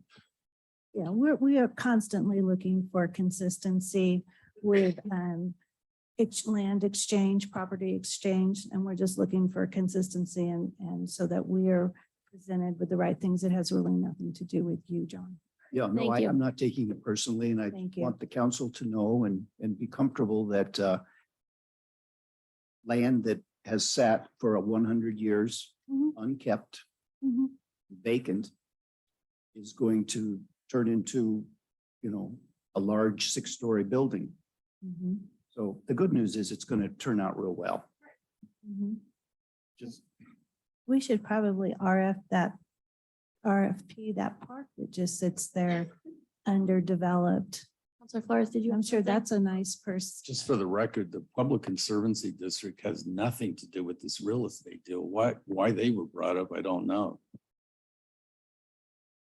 Okay. I agree with Mr. Flores, and I think that this was done in the proper manner. It was an executive session because we were talking about negotiations with land. So I don't think there would have been another way for us to do this. And call for the vote.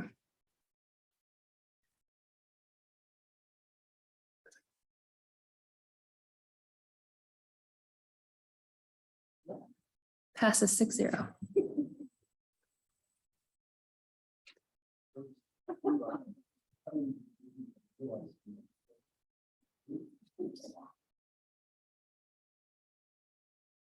Item S10, public hearing and ordinance amending section 3-3- section 3-2-2 of chapter 2 of title 3 of the Pueblo Municipal Code relating to the powers and duties of the fire chief, introduced June 13, 2022 by Counselor Sarah Martinez.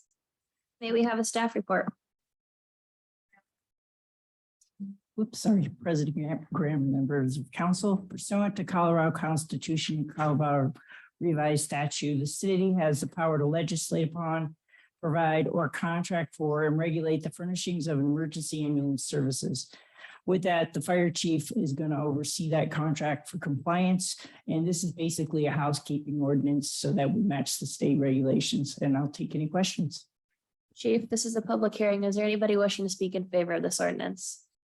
Seeing none, anybody wishing to speak against this ordinance? Seeing none, do we have a motion to approve? Motion to approve. We have a second?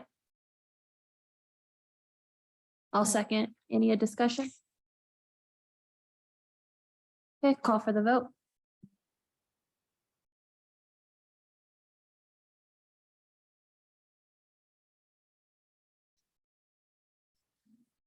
Thank you, Chief. Passes 6-0.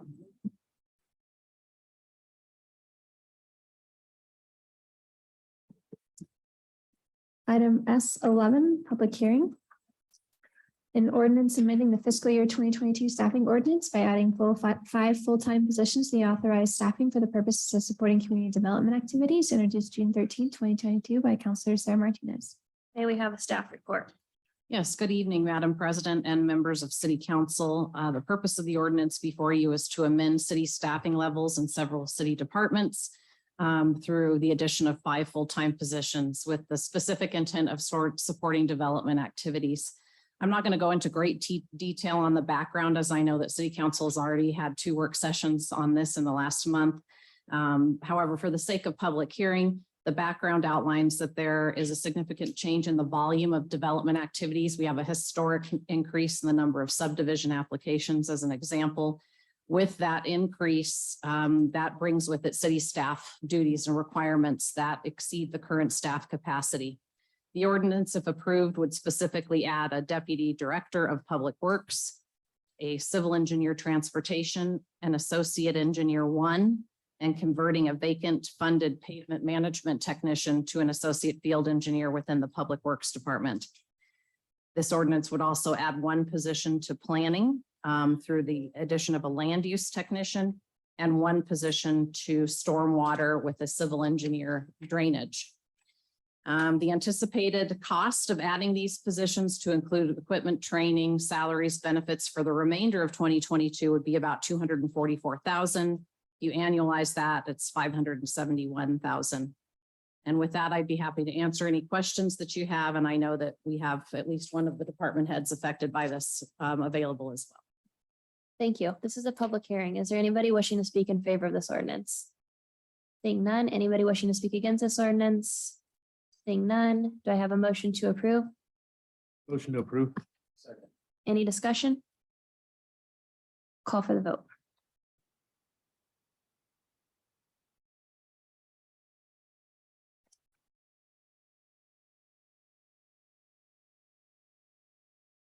Passes 5-1.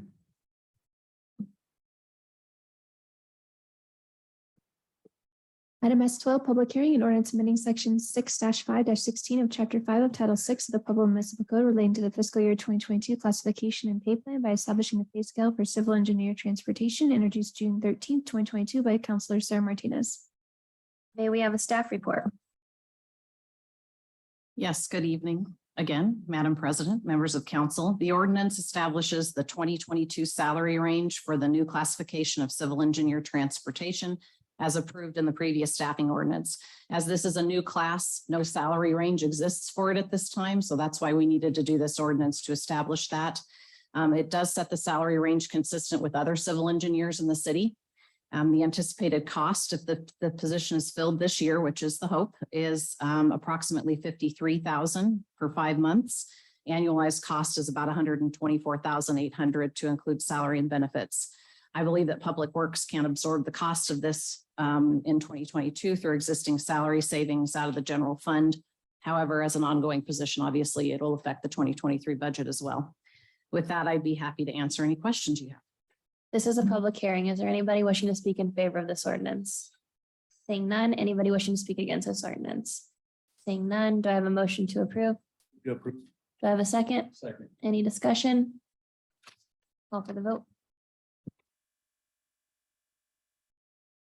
Oops.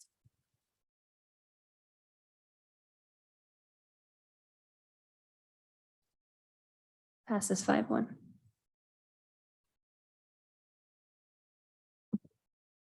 Item S13, public hearing and ordinance amending section 6-5-16 of chapter 5 of title 6 of the Pueblo Municipal Code relating to the fiscal year 2022 classification and pay plan by establishing the pay scale for Deputy Director of Public Works, introduced June 13, 2022 by Councilor Sarah Martinez. May we have a staff report? Yes, Madam President and members of City Council, similar to the last ordinance, this ordinance establishes the 2022 salary range for the new class of Deputy Director of Public Works as approved in the previous staffing ordinance. Again, no current range exists for this. The anticipated cost of this position is filled, which would be about $69,495 for about 4 months or 5 months of 2022. Annualized cost of about $163,639. And with that, I'd be happy to answer any questions you might have. This is a public hearing. Is there anybody wishing to speak in favor of this ordinance? Seeing none, anybody wishing to speak against this ordinance? Seeing none, do I have a motion to approve? Motion to approve on final presentation. Do you have a second? Any discussion? Call for the vote.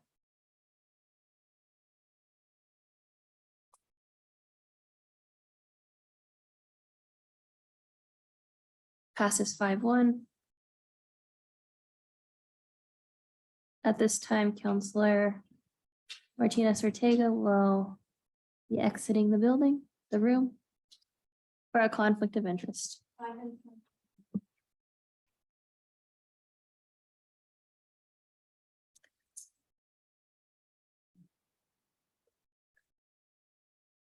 Item T1, public hearing and ordinance amending the collective bargaining agreement between the City of Pueblo and the International Brotherhood of Police Officers, Local 537, introduced June 13, 2022 by Councilor Sarah Martinez. May we have a staff report? Yes, Madam President, members of council, the ordinance before you amends the collective bargaining agreement between the city and City of Pueblo and the International Association of Brotherhood of Police Officers, IBPO local number 537. By way of background, the city is concluding a 3-year agreement, which was scheduled to end in 2022. Due to the COVID pandemic, the pay increases associated with the second year of that contract were held in abeyance. Therefore, this then would push it into 2023 as the final 3rd year. You've already approved that extension by charter requirement back in May, which approved a 2.5% pay increase. The ordinance before you therefore amends the labor agreement, providing a 7% wage increase versus the 2.5% already approved and was negotiated 3 years, almost 4 years ago at this point. The desire to amend the wages is based obviously on inflationary pressures, but also to make sure that we are competitive with market. And we know that our sworn police positions are currently paid below the target market. Additionally, the amendment would grant the city the option to extend the agreement for 1 successive year term. So if this is approved this evening, just know that with council, we would be back again this time next year to ask if council would like to then extend into 2024. The total estimated cost of the 7% wage increase to include step increases is about $1.4 million. You had already approved 2.5%, which was about $645,000. So the delta here is about a $761,000 difference. the union has obviously been very involved in these discussions and is supportive of this change, this amendment. With that, I'll answer any questions. Thank you. This is a public hearing. Is there anybody wishing to speak in favor of this ordinance? Seeing none, anybody wishing to speak against this ordinance? Seeing none, do I have a motion to approve? Do I have a second? Second. Any discussion? Call for the vote.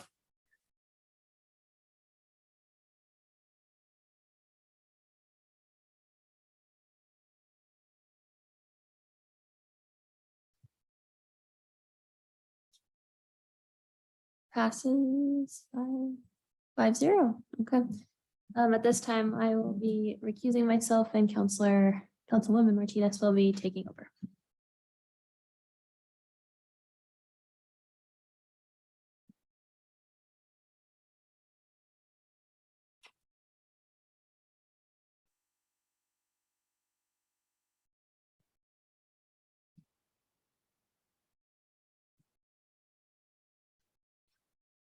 I'm president now, guys. Buckle up. Item T2, public hearing, ordinance approving and enacting a collective bargaining agreement between the city of Pueblo and the Pueblo Association of Government Employees commencing January 1, 2023, and authorizing the mayor to execute same, introduced June 13, 2022 by Councilor Sarah Martinez. Here we have a staff report. Yes, suddenly, Madam President, Martinez and members of council. The ordinance before you enacts the collective bargaining agreement between the city of Pueblo and the Pueblo Association of Government Employees, which is our general service union commencing in January of 2023. Our current collective bargaining agreement with that group expires at the end of this year. It was a 3-year agreement. The city purchase charter timelines began our negotiation process back in May. And we have concluded that and have reached tentative agreement, the provisions of which have been ratified by the Page Union and are before you as City Council tonight for approval. Just to give you some of the basic highlights, the successor contract includes wage provisions of a 6.5% wage increase for 2023. That's based on a regional adjusted consumer price index strategy that we've used in previous contract years. Subsequent years to that, with this 3-year contract would use the same strategy with a CPI adjusted.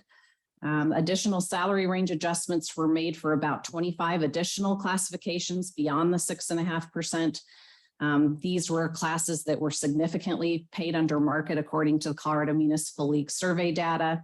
It doesn't obviously address all of the deficiencies in the bargaining unit, but it is a good start. And we're hoping that the compensation study will help us address other deficiencies. Cost of these wage increases and all the step increases associated with it would be about $1.6 million, $1,577,160. Other financial items included an increase in steel-toed boots, special protective safety wear for those that need that. From $175 a year to $200. That was a minimal cost of about $3,300. There was also negotiated an increase from 1 to 2 hours of overtime for those that are called back when they're on standby. And then a $25 per month increase towards health insurance contributions, which would be about $68,000. Other less obvious financial items, Juneteenth was added as a paid holiday. And then we had a number of housekeeping items clarifying funeral leave, shift differential, and cleaning up our position appendices. They were just really housekeeping items. That's basically the summary of the changes. I can tell you that I have sat at the negotiation table for the last 13 years. And this negotiation session was very respectful, collaborative, and professional. They haven't always been that way. And so I just would like to personally thank leadership of the Page Union, President BJ Aragon and Vice President Lisa Pate for their part in contributing to that experience. It was a very successful negotiation. So with that, I'd be happy to answer any questions. Thank you, Ms. Pacheco, for that staff report. This is a public hearing. Is there anyone wishing to speak in favor of this ordinance?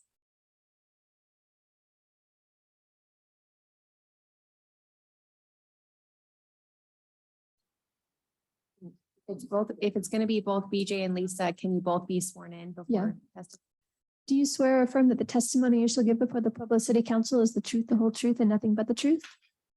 Please state your names for the record. Thank you. Page supports this ordinance. I urge you to vote. Oh.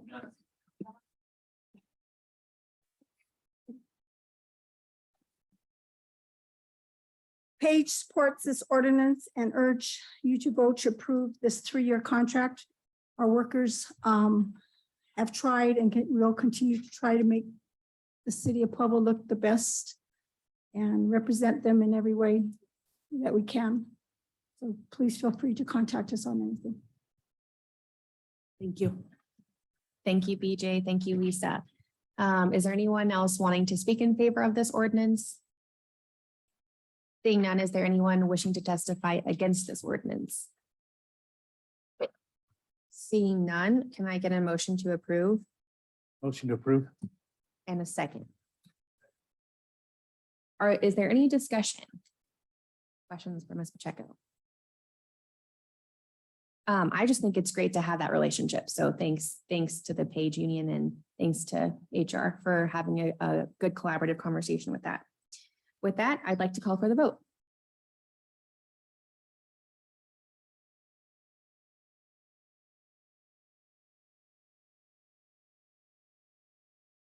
Passes 5-0.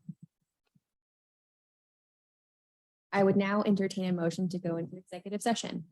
I move to go into executive session for the purpose of determining positions relative to matters that may be subject to negotiations, developing strategies for negotiations, and or instructing negotiators under CRS section 24-6-402(4)(e).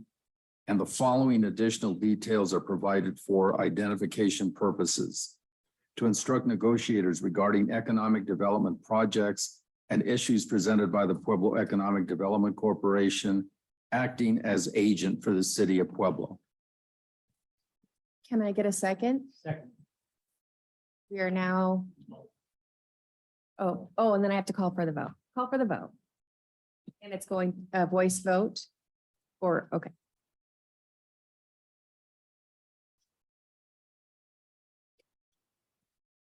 Counselor Maestri.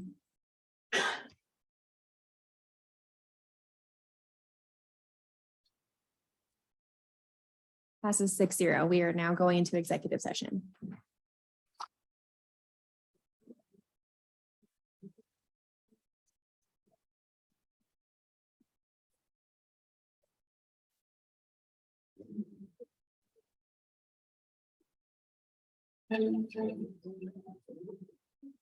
So